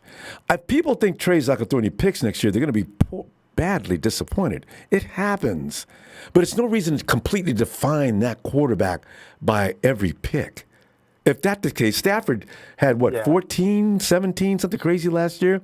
All right, he won the had a Super lot. Bowl. Yeah. He was the top. He was I think he had like 15 interceptions. Yeah. So he threw a lot. So. Yeah. So, this is why it's not going to stop. People need to understand defenses get paid a lot of money to do what they do. If they couldn't, they wouldn't be getting paid. I've seen that shit. So, to crucify a quarterback every time he makes a mistake is silly. Yeah, but good thing we got Aaron Donald stomper right there, and then plus, another thing is that Von Miller is not there with the Rams anymore, so we're gonna have fun talking about them Wednesday. We're out of time now, though. But let me see you Wednesday, okay? Looking for you. All right, Ronbo. All right, fam. Punch the like, and let's go Niners. Thanks, fam. Have a good night. And there's Donut, Tanisha's favorite dude. Hey, Donut! What's going on? What's going on? What's going on, faithful? How is you doing? How is you doing, Ronbo? I'm doing and how fabulous. is you doing, production? Yes. Hey, Ronbo. Hey, all y'all faithful. Well, tonight, Donut, as you know, we started out calm. Anytime we start quarterbacks, the hollering, the screaming, everything gets started. Big Show came in with a whole bottle of lighter fluid. Big Show loves you too, man. But we get, I like to bring up the quarterback situation every now and then for these lively debates because I always find it humorous, and people get all excited and angry. But it's good for us. We're going to be talking about other subjects soon anyway because camp is about to get started.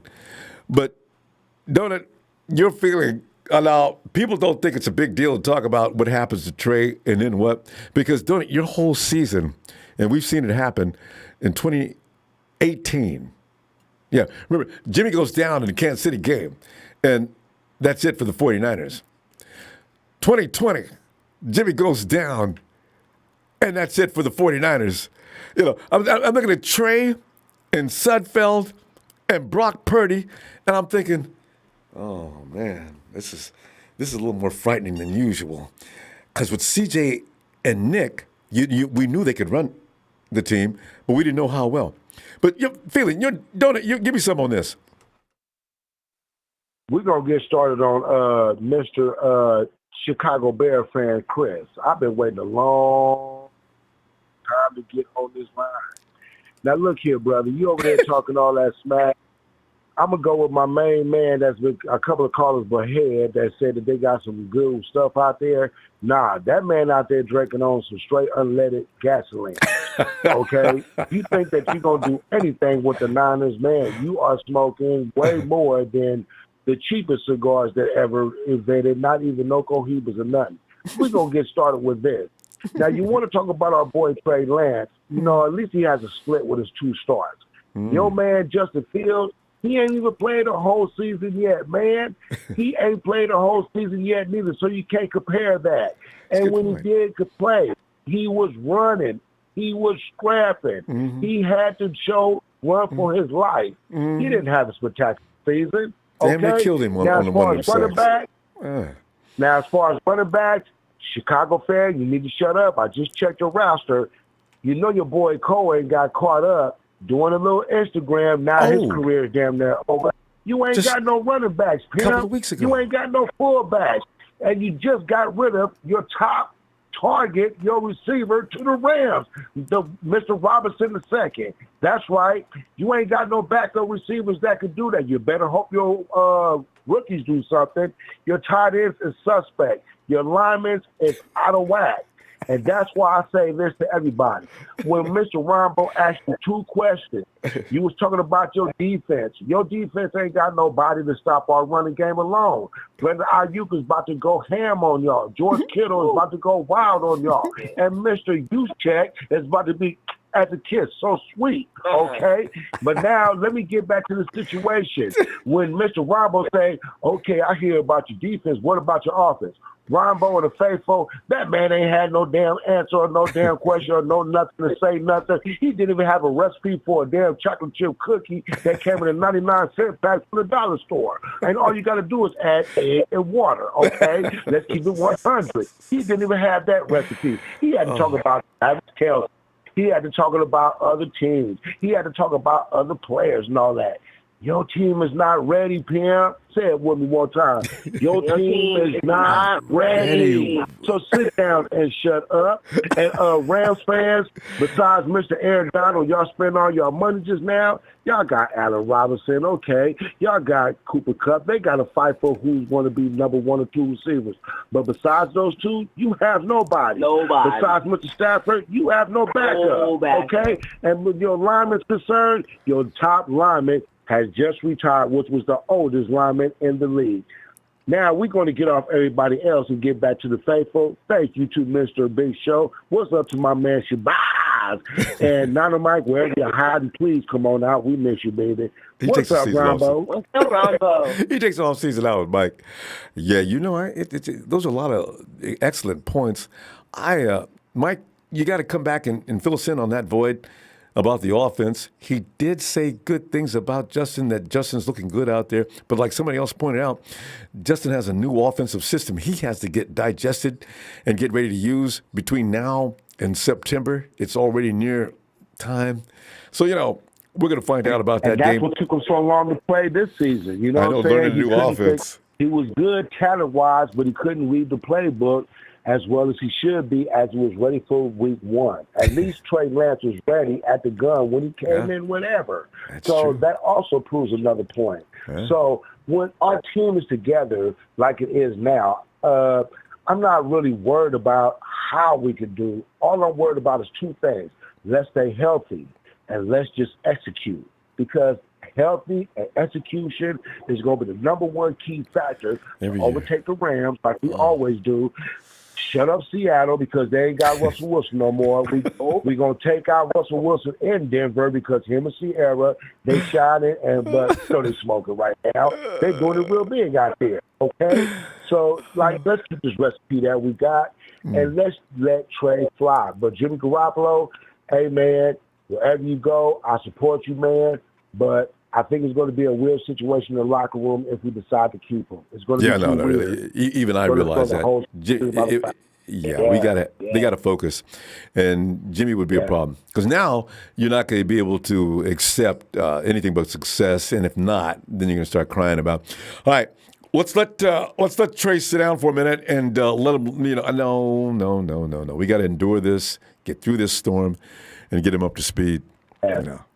Even though people are confused about my allegiance to this team, I do not have a problem with Trey other than what I know about what's going on. So, you know, people attack me. You still hate Trey. That's so stupid. It really is. I don't address it in Twitter anymore because the ignorance is beyond belief. So there's no point. You can't converse with that kind of person because they've made up their mind. The ignorance is just that deep, right? Because I'm a 49er fan. I need to win. And we've been winning.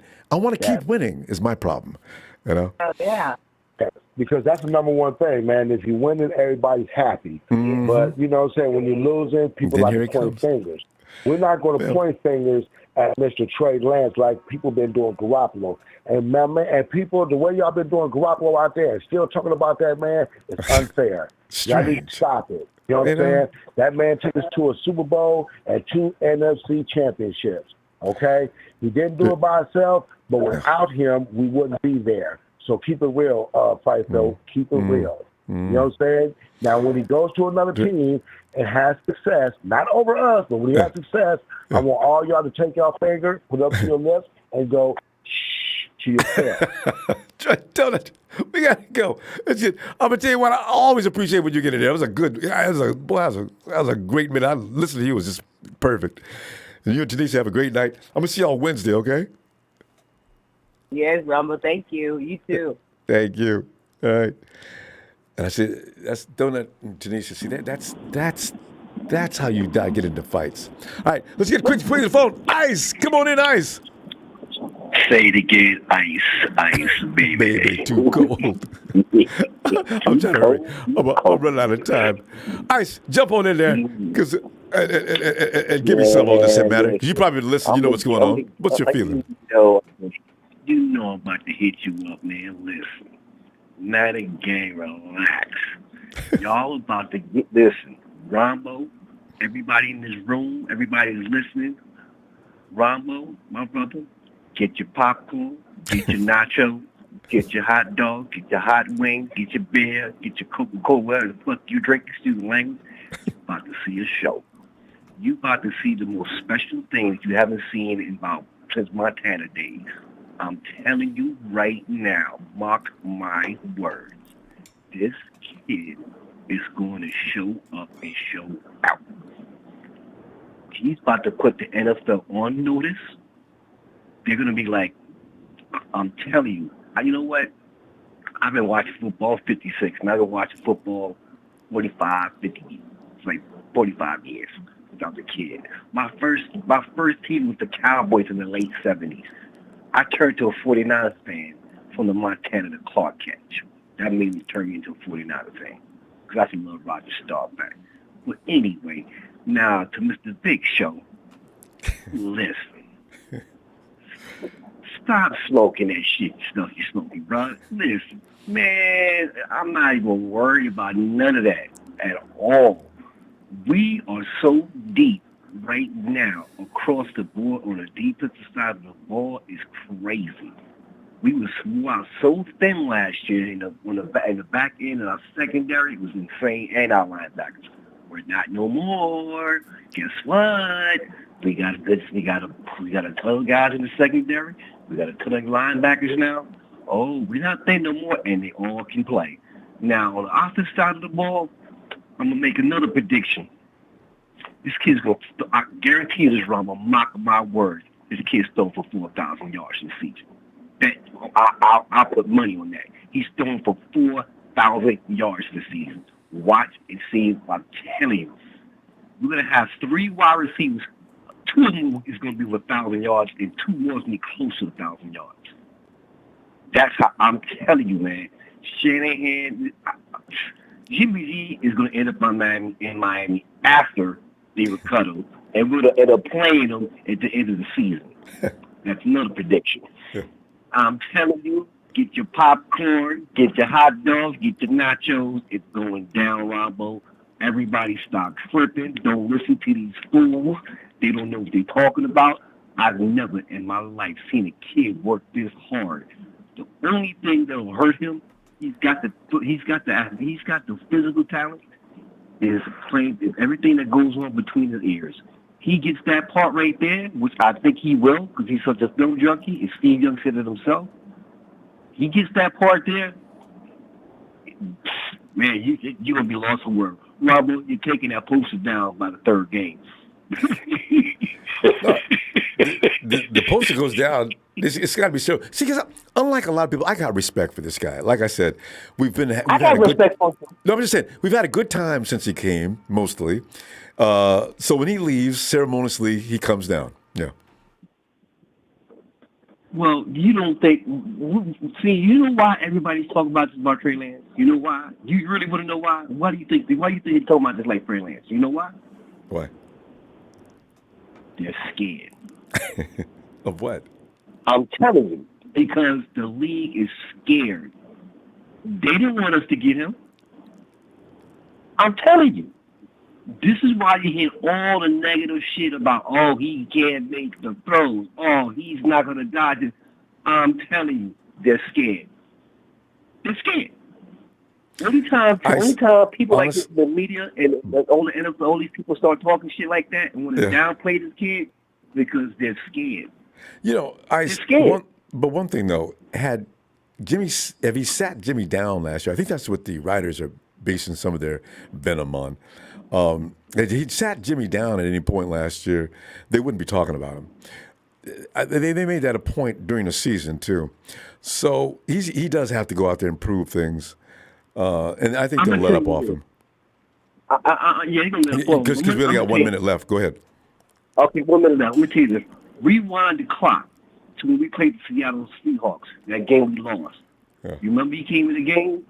Think about this. You see how he played? He almost won that game. If we had another possession, we would win that game. And our defense was playing like shit at the time. Think about it. Yeah, special teams coach was struggling too, but there's usually more than one reason why we lose a game. But but hopefully that game, none of those things happen this year. That Seattle game, we was getting our ass whipped. Yeah. And he brought it back to one score. Well, as I remember, wasn't it? Weren't we ahead going into the half? I thought. I don't know. I thought we had 10 points and they had less. Go back to your tapes, check that game out, and you'll see what I'm saying.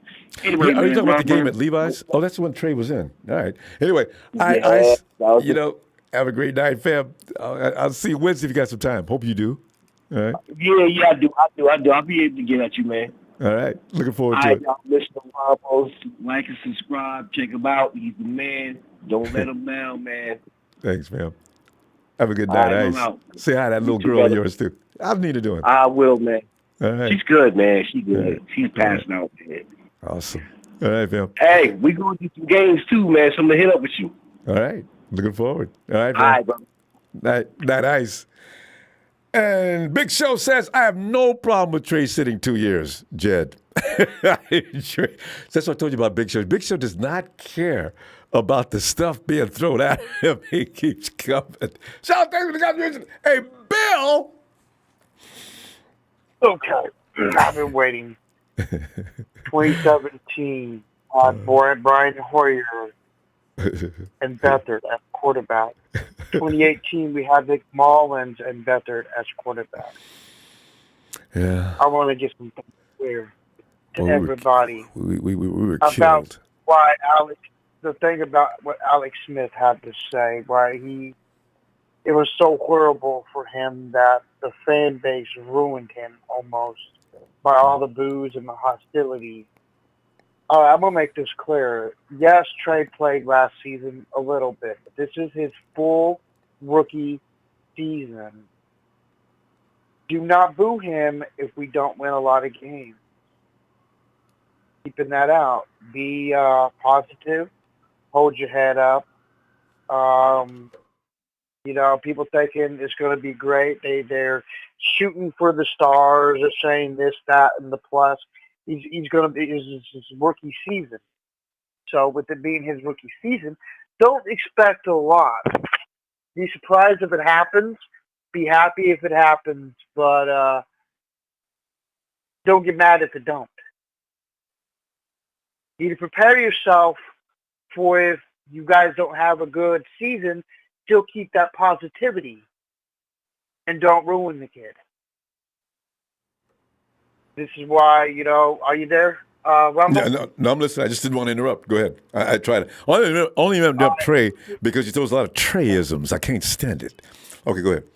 But don't go crying if we have a bad year, okay? And you wanted Jimmy out the door. Now remember that. I know it's not that he played all that bad. It's just he was hardly on the field. He was injured a lot. That was my beef with him. And then when he got out injured, he was a little shook up. He became jittery. He wasn't the same Jimmy we saw in 2017. Now, there is a spot open for him that we could get some good draft picks because I've been following a lot on the Cleveland Browns situation. They're going to need a quarterback. Cleveland? Bill, why do you say that? Cleveland's going to need a quarterback. Baker Mayfield don't want to come back, and from what I'm hearing, there's a lot of things stirring up on Deshaun, and I'm not going to go any further. No, not more. Oh, my God. Baker's got to start until Deshaun can come back. That's what Baker doesn't want to be bothered with, isn't it? Baker don't want to come back. Baker's had it. He's offended. No, really. Think about that for a minute. Yeah, Bill, you're right. Because, Baker, we need you to start for the first 6 weeks. Why? Because Deshaun's not going to be able to play until week 8. Why only 6 weeks? Well, by then we'll figure something out. What an insult! it could be another season for him out of the NFL until all this stuff is fixed. So they're going to need a Jimmy G for the season. So we can get a couple first rounders. They'd be dumb enough to give us a couple first rounds for him. They're not going to call Kaepernick, so Bill. that'd be only one. You got a choice. Bill, that's not Kaepernick going to or Jimmy, happen. pick one. No, you got to pay him $27 million to play a few weeks until Deshaun comes back from being suspended. No, it's a season.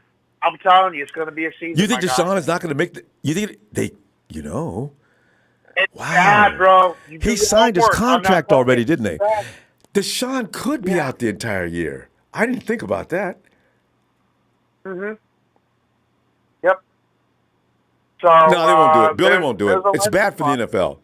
They'll only suspend him for a certain amount of games.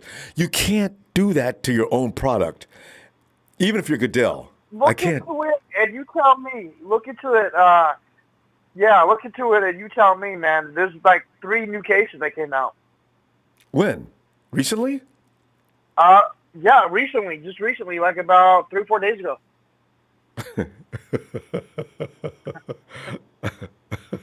I'm going to go check that out a little bit. I haven't seen anything, and everything Deshaun does is immediate news all across the internet. So, man, that's bad.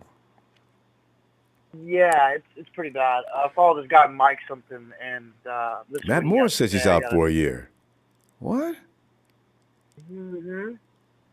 Well, it's looking to start looking good. But I'm not. I'm not going to get into that. Yeah, I'm not going to go into that. But like I said, anyway, if we don't have a really good year, hold your head up, keep your enthusiasm. Y'all wanted him out the door. You wanted him to start early. That's fine. Let him get his reps. I'm going to still be supporting him. I just don't want him ruined. That's my fear. I don't want Trey to be ruined. No, he has a lot of promise. Yeah, Shannon will protect him. I think we're going to do a lot. It's like Big Show, Pop pointed out, we're going to run the ball more than people imagine, but he's got to get him up to speed. He's not going to come in just throwing the ball up and down the field. I hate to tell you, but you said 4,000 yards. I couldn't help it. But hey, Bill, we got to go. I'll see you Wednesday, okay? I want to 40.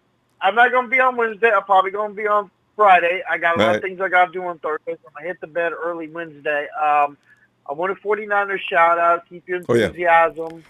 And Nate Suffield, he's garbage. he's got that coach Doug Peterson fired out of Philly. We should never pick him up.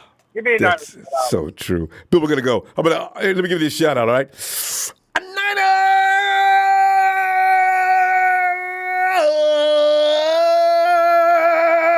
Bill and Shania. Have a good night, fam. Keep your expectations low. Be surprised at the tie. Have a nice day. I'll be delighted. Night, Bill. Hey, Steven. What's up, Ronbo?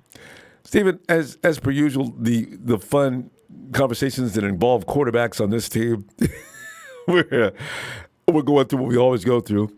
I do these every... It's a revolving door question. I know, right? I do these every 2 or 3 shows just for the fun of it, knowing that people are still going to get heated, but it is kind of fun. Gets that blood flowing.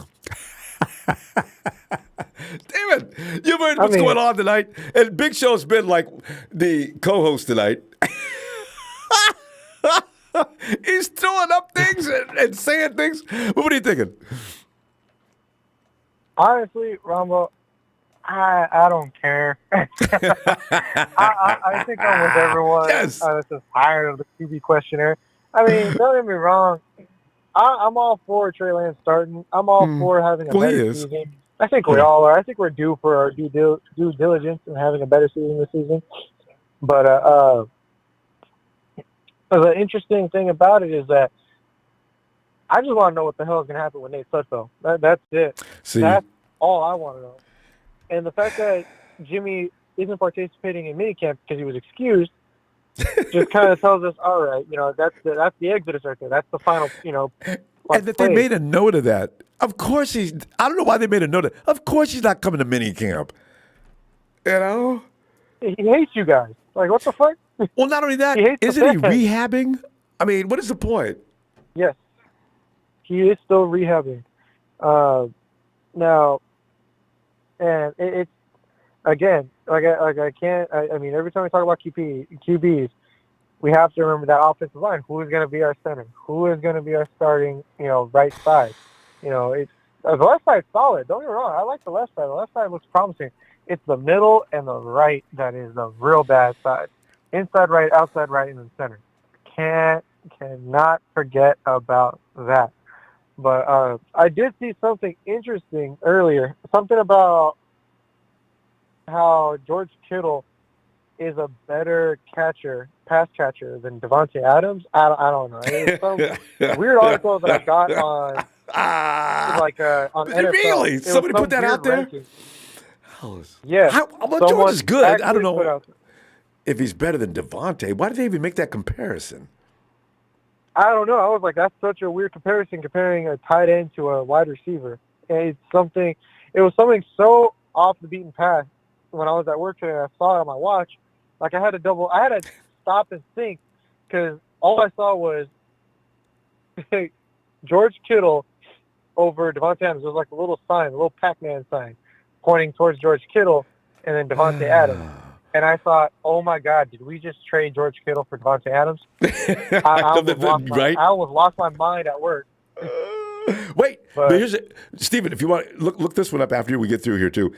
PFF has said that the Cardinals coach, Cliff, wait, I got to give him a new name. Kings, I got to change his name. It can't be King. It's got to be Queen. No, Queen, that doesn't work. Anyway, Kingsbury is rated. Dingleberry. You call him that. I like that. Cliff Dingleberry. He's rated a better coach on their rating sheets than Kyle Shanahan. Cliff is at number 4. What? Really? No. PFF, what are you doing? Look at the blowout. Look at the blowout he got before he went into the playoffs. Look at literally the entire second half of the season that the Cardinals played and going into the first round of the playoffs. Look at how bad they lost. You can actually physically see the decline of the Cardinals from the second half of the season all the way into the playoffs. And it's probably the most tragic satire comedy you will ever experience watching NFL. Like, oh my God, you see them in the beginning of the season, they're blowing everybody out. They're killing people left and right. And then out of nowhere, they just fall flat on their ass, and they never got up. Well, let's just show you. 49ers, having that red and gold just means you're lightning rod for a lot of crap. Cliff Kingsbury, I rank about so many coaches ahead of him. It's ridiculous. Yeah, honestly, I would put the coach for the Bills over Cliff Kingsbury. Oh, you'd have to anyway. Easily. Yeah, the Bills coach is easily. That shootout between Kansas City and Buffalo, you can't. There's no way. There's no way you could say, "Oh, Cliff Kingsbury's better than that," because Cliff Kingsbury couldn't even make it past the first half. Literally, the first quarter of the first half of playoffs without choking. It's a joke. It's a bad joke, too. That is damn right. I put him right next to, what's his name? Ben Schwartz and who else? Chicago Bears coach. Yeah, PFF's going to lose credibility with those kind of rankings. That was just, come on, guys. What are you doing? See, unless Cliff's got some relatives down there working the stats at PFF, that's just insane. Anyway, but Steven, I'll be looking for you Wednesday, and let's see what develops in camp. Can't wait. Things get underway tomorrow. Yeah, I want to know who's going to be in that RB room. That's what I want to know. I know, isn't that the truth? Wide receiver room, too. Who's going to get let go? Find out. All right, Steven, always a pleasure. Talk to you Wednesday. All right, man. Always a pleasure. Thanks. And, hey, Tony, get in here. Ronbo. Tony. Well, Tony, tonight, and I haven't done this in a long time. I try to avoid the quarterback show. But you know what's so funny, Tony? Sometimes I'm trying to just do something else. I know, right? It's actually calling people out. Oh, Ronbo's talking about quarterbacks again. He must want me to kick his ass. You know, I said, you guys need to calm down. We're trying to talk football here. Okay? Tony, Okay, because I'm a little concerned about what's going to happen here. Jimmy stays in camp. That's going to be an issue. Sudfeld's your backup. It's really looking kind of crazy when you really think about it. Probably thinking too far ahead. But, Tony, from what you've gathered here tonight and your own thoughts, share those with us. I just hope people stay consistent in what they say, you know what I mean? Like they were saying with Jimmy, Kyle doesn't trust him. That's why we're running the ball. And we're going to say the same thing for Trey. That's because we are going to run the ball. You know that, don't you? Damn right. That's what he does. That's Kyle's game. Yeah, that's right. So we're going to. I want to hear those people say the same people that were saying it for Jimmy, saying it for Trey. Carl doesn't trust him. That's why we're running the ball. Like I said to one bloke in the club, he was talking about climate change, Ronbo. Yeah. And I said to him, listen, my friend, if there was politicians 5,000 years ago and they raised taxes, all right, they would have stopped the fucking ice age. Okay? But don't give me this horse shit that you know everything. And everybody else out there is stupid. What did he say? Did he come back?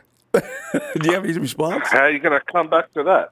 I don't. That's what I'm wondering. Did he just pick up and leave, or what? Yeah. But Tony, this is the thing. I mean, people don't believe it, but that is Kyle's game. Him and his dad, they like to run the ball. I don't. Why? There's nothing wrong with that. And then when the opportunity presents itself, you strategically air that ball. Or the short pass game, that's an extension of the run game. Nobody cares about that. It's all about the quarterback's deficiencies. Yeah, well, I heard somebody a couple of shows ago say that as long as our defense can chase the quarterback around, we don't really have to worry about the secondary. Well, Yeah. I think that's wrong. Yeah, it is to a large degree. When the defense and the secondary go hand in hand, because when the front guys are chasing around the quarterback, that means he's got to try and avoid him for the extra 2 or 3 seconds and then throw on the run, which means our secondary can get in a position to intercept that ball. So that's bullshit. It doesn't matter as long as the front seven are chasing the quarterback. Who needs a secondary? That's crap. Yeah, well, they need to be working in unison. You actually struggle if one's not working with the other. And we've seen that in action. God. But at the end of the day, we're all, as they say, pissing in the wind because we really don't know what the game plan is. We haven't seen them.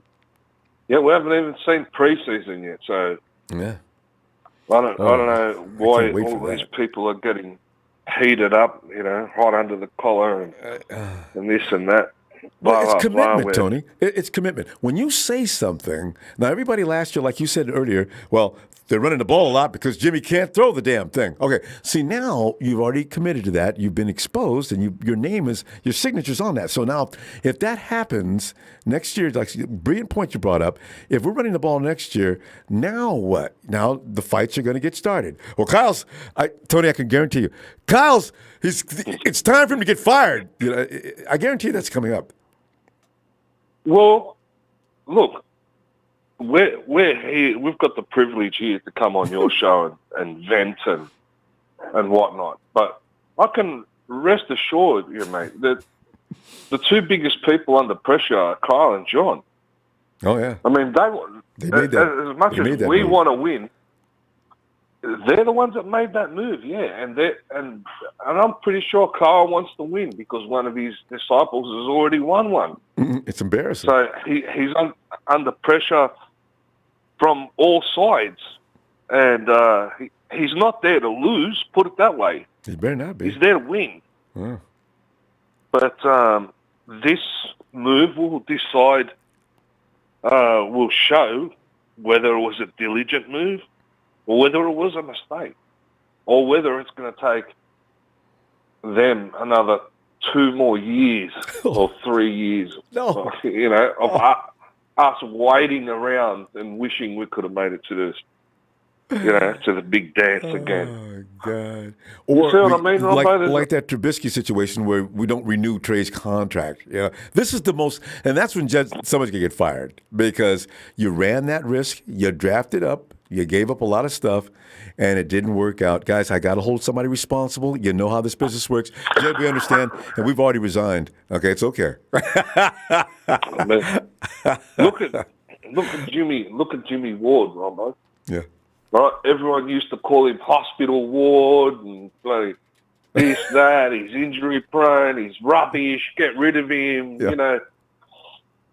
There was only a few people that believed in him. You were one of them. Yeah. When was the last time Jimmy Ward got injured? A long time. It happens. See? So that's why. That might. That's why you got. Once you say Same something, thing might happen. Nobody's going to forget it. Same thing might happen with Jimmy G. Yeah. Might leave the 49ers and never get injured again. And we see him in the playoffs. Things like that happen all the time. Tony, always a pleasure to talk to you. I love it. You always don't rub the wrong direction, pissing several thousand people off and making others happy. You just tell the truth, and I love it. In that climate thing, I'm going to use that argument myself. I love it. Well, do it. That's the best one. Because if they hit you with climate change, I say to them, it's called summer, winter, autumn, spring, whatever.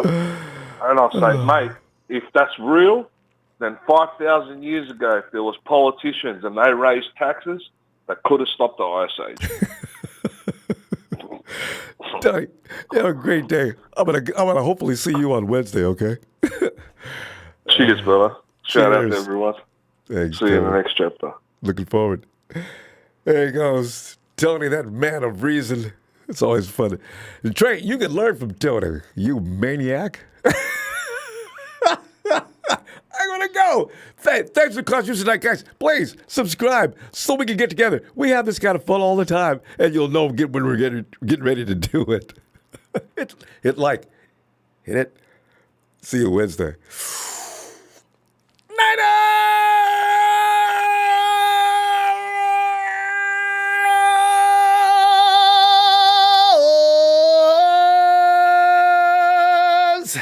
God, I love this. Ooh.